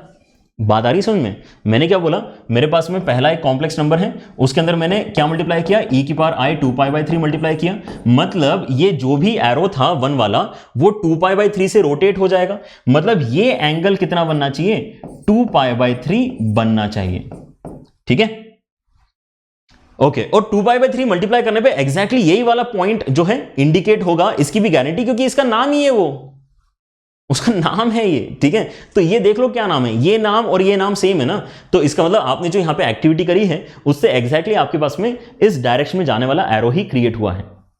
अब और एक चीज नोटिस करो कि आप अगर ऑलरेडी e की पावर i 2π/3 पे हो और आप अगर इसके अंदर फर्दर e की पावर i 2π/3 मल्टीप्लाई कर देते हो तो आपके इसमें क्या आता है, आपके इसमें आता है e की पावर i 4π/3। तो हम ऑलरेडी इस एरो की डायरेक्शन में हैं। अगर मैं इस एरो को फर्दर 2π/3 से रोटेट करना चाहता हूं तो मैं कर सकता हूं, लेकिन अगर ऐसा करता हूं तो मेरा यहां पर एरो किस डायरेक्शन में जाएगा वो मैं ऑलरेडी बता सकता हूं, क्योंकि उसका एंड पॉइंट मैंने पहले से प्लॉट करके रखा है, ठीक है। तो इसका मतलब यहां से यहां आने के लिए भी हमने क्या किया है, 2π/3 से फर्दर रोटेशन किया है। तो ये तो बहुत ही बढ़िया फिगर बन गया है ना, this is going in the right direction, हमें ऐसा लग रहा है। देखो यहां पे ध्यान से, ये 2π/3 हो गया, ये 2π/3 हो गया, तो बचा हुआ भी कितना होना चाहिए, 2π/3 होना चाहिए। बचा हुआ भी कितना होना चाहिए, 2π/3 के ही बराबर होना चाहिए, ठीक है, ओके। लेकिन अब इससे क्या फायदा हुआ, ये बीच वाला एंगल निकाल के कैसे फायदा हुआ ये सोचो जरा। यहां पर हम एक चीज नोटिस कर सकते हैं कि जब मैं यहां पे e की पावर i थीटा मल्टीप्लाई करके अलग अलग कॉम्प्लेक्स नंबर्स जनरेट कर रहा हूं तो e की पावर i थीटा मल्टीप्लाई करने से आपके एरोस का लेंथ चेंज नहीं होता है। रोटेशन थ्योरम में एरोस का लेंथ चेंज नहीं होता है, ये हमने देख लिया। e की पावर i थीटा मल्टीप्लाई करने से केवल आपका जो हमने बेसिकली आज लेक्चर का पहला क्वेश्चन किया, ठीक है, आपका केवल एरो रोटेट हो जाता है, ठीक है। तो इसका मतलब आपका ये जो लेंथ है और ये जो लेंथ है ये सेम है। अगर किसी ट्रायंगल में दो लेंथ इक्वल होते हैं तो आइसोसेलेस ट्रायंगल होता है, मतलब ये एंगल और ये एंगल आपका इक्वल हो जाएगा। उसी लॉजिक से आपका ये लेंथ और ये लेंथ सेम है, मतलब आपका ये वाला एंगल और ये वाला एंगल इक्वल हो जाएगा। उसी लॉजिक से आपका ये वाला एंगल और ये वाला एंगल भी इक्वल हो जाएगा, ठीक है। तो अब यहां पे ध्यान से देखो कि आपका अगर ये जो ट्रायंगल है ऊपर वाला उसमें 2π/3 ऑलरेडी कंज्यूम हो गया है और बाकी दोनों एंगल्स अगर आपके इक्वल हैं तो क्या मैं ये बोल सकता हूं कि ये वाला एंगल π/6 होना चाहिए और ये वाला एंगल भी π/6 होना चाहिए, ताकि दोनों मिलके π/3 हो जाएंगे और उतना ही मेरे पास में बेसिकली ट्रायंगल के अंदर बचा है। ट्रायंगल के अंदर क्योंकि एंगल्स का सम कितना होना चाहिए, पाई के बराबर होना चाहिए। Same logic will go here and that is the reason कि ये वाला भी एंगल आपका कितना होना चाहिए, π/6 होना चाहिए। तो π/6 मिलके इस ट्रायंगल का एंगल कितना बन रहा है, इस ट्रायंगल का एंगल आपके पास में बन रहा है टोटल π/3 के बराबर। π/3 मतलब कितना हो गया, 60 डिग्री। तो आप यहां पे भी 60 डिग्री प्रूव कर दिया है आपने, यहां पर भी कर दो, यहां पर भी कर दो। तो ये ट्रायंगल आप क्या हो गया है, ये आपका ट्रायंगल इक्विलैटरल ट्रायंगल हो गया है। आपके जो यहां पे पॉइंट्स आते हैं प्लॉट करके 1 ओमेगा ओमेगा स्क्वायर, उनको कनेक्ट करके अगर आप एक कोई ज्योमेट्री क्रिएट करना चाहते हो, एक ट्रायंगल क्रिएट करना चाहते हो, then it gives us a very good geometry that gives us a regular polygon, जो इस केस में एक इक्विलैटरल ट्रायंगल है, ठीक है। Alright, so with that I guess let us end this session. इसके जो क्वेश्चंस हैं उसको हम अपने नेक्स्ट लेक्चर में डिस्कस करेंगे, बट आई होप कि यहां पर सारे बच्चों का एटलीस्ट जो अंडरस्टैंडिंग लेवल था वो कंप्लीट हो चुका है, ठीक है। And we have a lot of questions to discuss, so don't worry.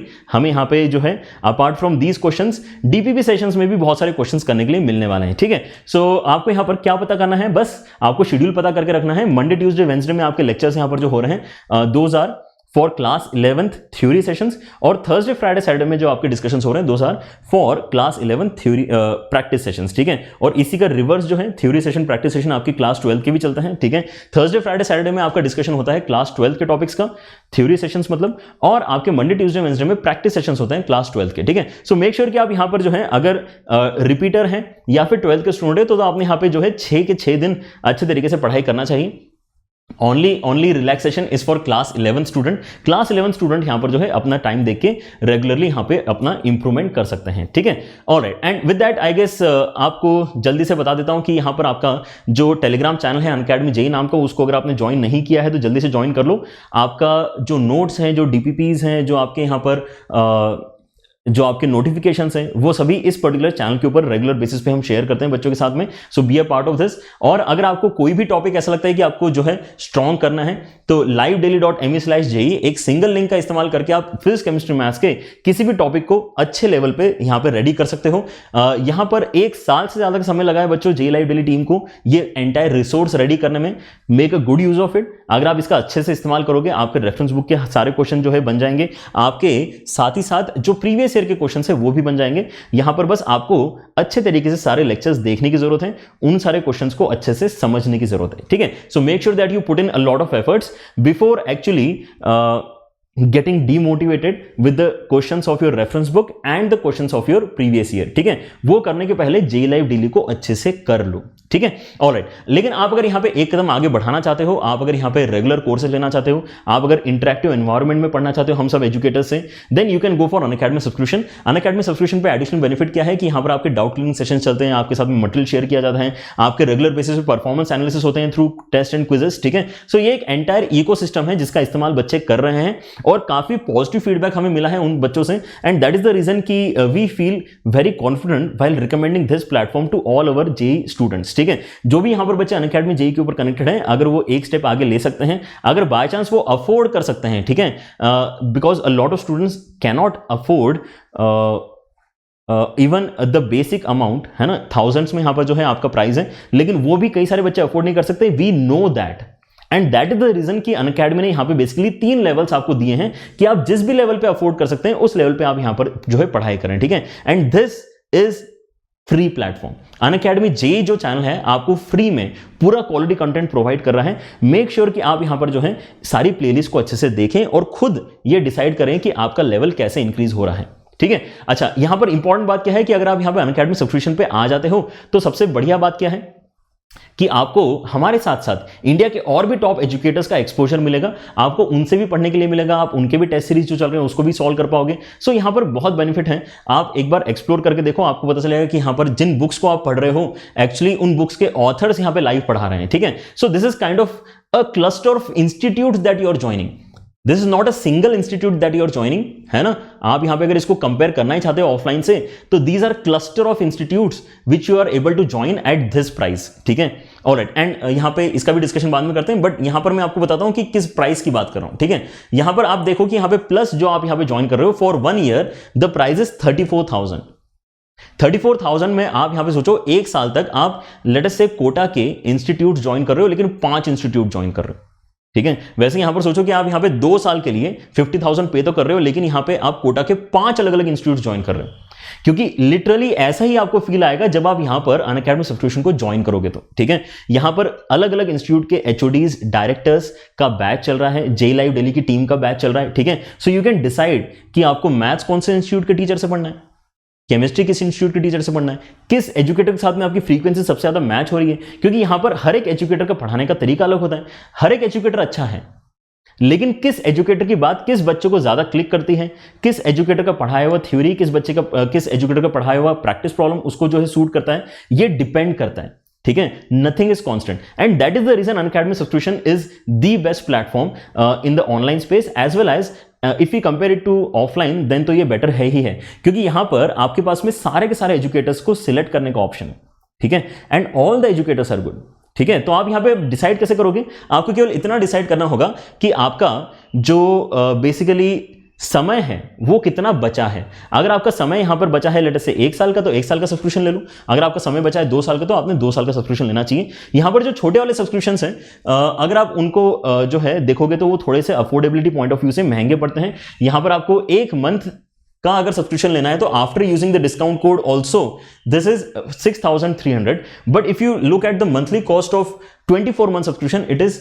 Merely 2,100, ठीक है। सो इतना डिफरेंस आ जाता है अगर हम यहां पे जो है लॉन्ग टर्म के बारे में सोचते हैं तो, और मुझे ऐसा लगता है कि आप सारे बच्चों ने लॉन्ग टर्म वैसे भी सोचना चाहिए, बिकॉज जेई का प्रिपरेशन छोटा मोटा प्रिपरेशन नहीं है, इसमें काफी समय हमें स्पेंड करना पड़ता है। यहां पर बस आपकी मदद हम इस तरीके से कर सकते हैं कि आपका प्राइस कम हो जाए, ठीक है। Since you are Unacademy JEE student you can proudly use the code Sameer live, ठीक है। आपको यहां पे 10% डिस्काउंट मिलेगा, और मुझे भी यहां पर आइडिया लगेगा कि आप सारे बच्चे जो हैं वो अनअकैडमी जेई पे ऑलरेडी मुझसे पढ़ चुके हैं, लेकिन एक लेवल अप जाने के लिए यहां पर सब्सक्रिप्शन के साथ में अपनी पढ़ाई आगे बढ़ाना चाह रहे हैं, ठीक है।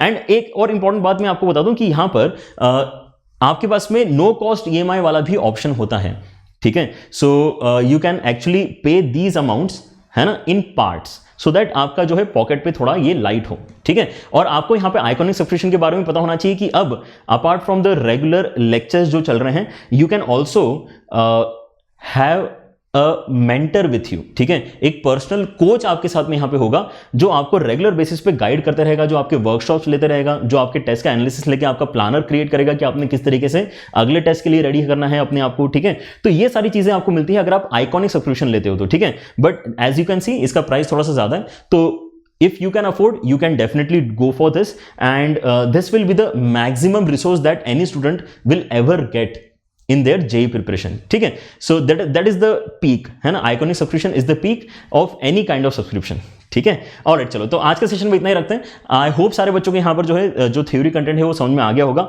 हम इन टॉपिक्स के प्रैक्टिस अगले लेक्चर्स में करने वाले हैं. ठीक है, तो अगर आप यहाँ पे नए हैं तो लाइक जरूर करके बताएं कि आपको लेक्चर कैसा लगा. अगर आपको यहाँ पे कोई पर्टिकुलर टॉपिक अच्छा लगा है, कोई एक्सप्लेनेशन अच्छा लगा है, तो आप कमेंट सेक्शन में बता सकते हैं. अगर आपको यहाँ पर लेक्चर वाकई जो है ऐसा लगा कि यार शेयर करने लायक है, अगर ये बच्चों के साथ में शेयर होगा तो अनअकैडमी जेईई जो है उसके बारे में लोग जानेंगे. तो make sure that you share this with the hashtag JLiveDaily, क्योंकि बच्चों ये जो रिवॉल्यूशन हमने स्टार्ट किया है of free and quality education, है ना, that has to grow irrespective of whether we are here or not, irrespective of whether you are in your 11th and 12th phase or not, है ना. आप यहाँ पे जो है क्रॉस करके जेईई में क्लियर होके जो है NITs और IITs में चले जाएंगे, लेकिन उसके बाद में भी आपके दिमाग में होना चाहिए कि यार एक रिवॉल्यूशन था, हम जिसका हिस्सा थे, है ना.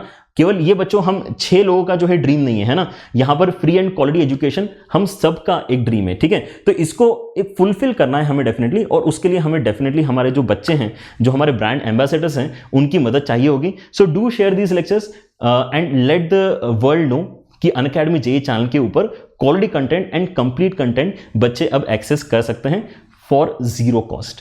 ठीक है, with that let us end our session. Take care बच्चों, बाय बाय.